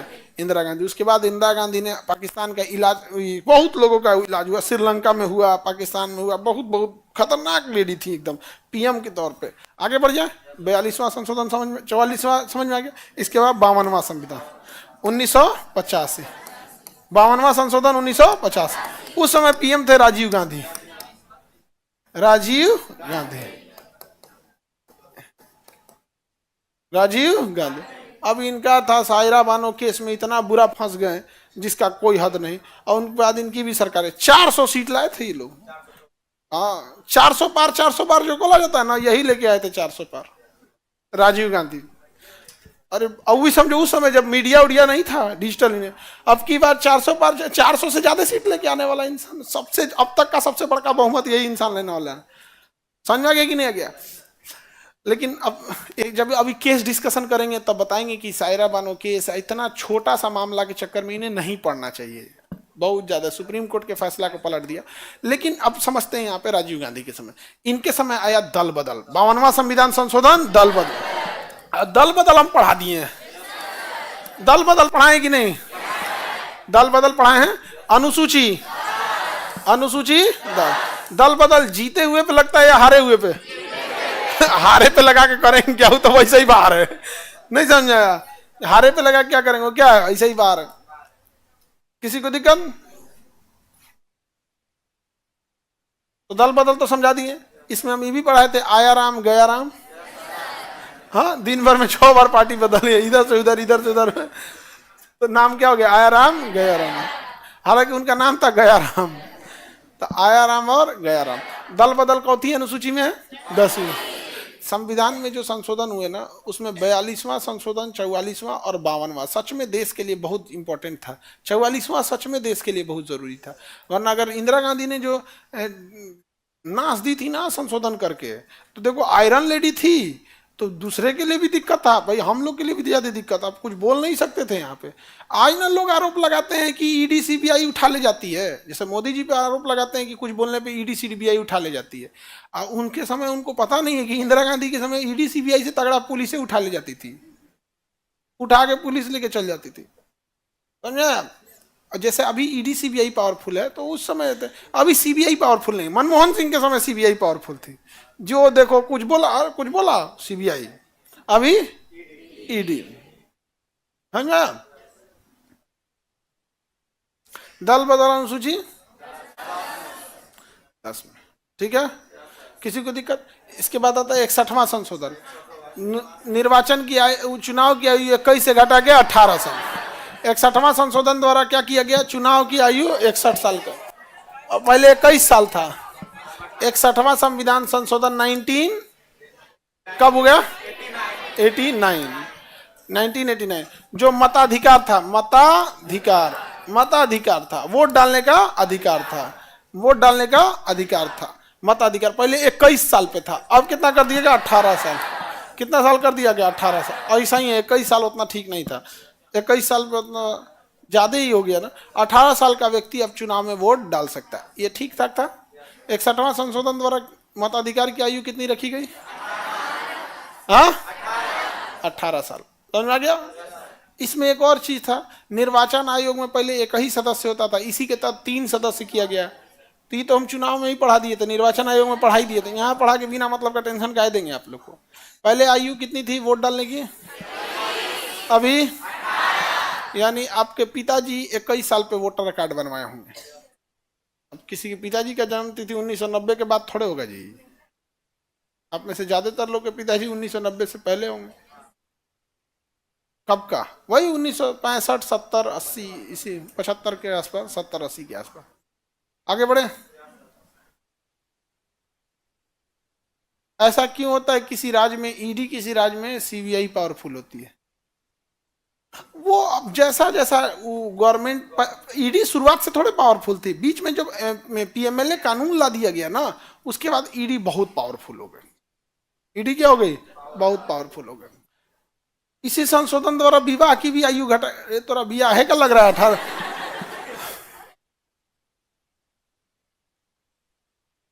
विवाह के लिए वो तो नियम बनाना है, उसके संशोधन की क्या जरूरत है? जैसे नोट बदलना है तो संशोधन की क्या जरूरत है? तो प्रक्रिया है, उसके लिए क्या जरूरत है ये सब करने? अभी कितना साल कर दिया गया? 21 साल। लड़की की आयु कितनी होनी चाहिए? 21 साल। लेकिन दिक्कत क्या है पता है? आज भी कोई 15 साल की लड़की शादी कर दे तो सजा का प्रावधान नहीं है। तो ये नियम का मतलब क्या कि उल्लंघन करने पे सजा नहीं है, कोई मतलब ही नहीं बनता है। जब अभी ऑलरेडी 18 साल है, लड़की की आयु 18 साल होना चाहिए, तो भारत में लगभग 34% शादियां लड़कियों की 18 साल से पहले हो जा रही है। तो गवर्नमेंट को देखिए, गवर्नमेंट भी यहाँ गलत नहीं है। दो तरीका, एक गवर्नमेंट को पहले 18 साल वाले पे सख्ती से कानून करना चाहिए यहाँ पे। दूसरा, 21 साल इसलिए कहा गया ताकि एक मनोवैज्ञानिक प्रेशर रहे, भले वो माने ना माने, लेकिन एक मनोवैज्ञानिक प्रेशर रहना चाहिए कि नहीं, और धीरे धीरे फिर उस पर सख्ती कानून लगाएगा, थोड़ा सा स्ट्रिक्ट करेगा। 18 साल से 21 साल तक से पहले अगर कर देते हैं तो बेचारा मेरे लड़की सबको पढ़ने ही नहीं दिया जाता है।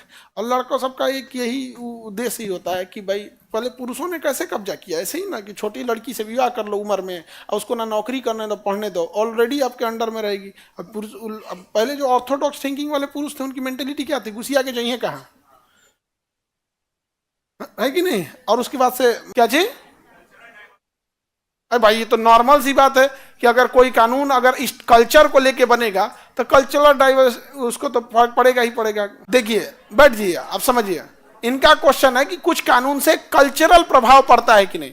तो कुछ ऐसी जनजातियां हैं जिनमें अभी भी विवाह बहुत पहले हो जाता है, तो जनजातियों के लिए कानूनी व्यवस्था अलग है। आप जो राजस्थान की जो बात बता रहे हैं वो कंप्लीट राजस्थान का कल्चर नहीं है। कुछ विशेष जातियां हैं जहां पे विवाह बहुत पहले हो जाता है, आप समझ रहे हैं। और इतना बड़ा विविधता वाला देश है भारत, अचानक से आप चाबुक के दम पे किसी चीज को नहीं ठीक कर सकते, वरना अभी कोई एगो नेता उभरेगा, ये गलत हो रहा है, ये गलत हो रहा है, बर्बाद कर देगा। समझ आ गया कि नहीं आ गया। तो एक अचानक से चेंजिंग नहीं हो सकती। गवर्नमेंट कोशिश करती है, जो प्रशासनिक सुधार है वो भी कोशिश करता है, और इसमें एक और दायित्व बनता है कि हम एज ए समाज का हिस्सा हम लोग स्वयं इस चीज को समझें।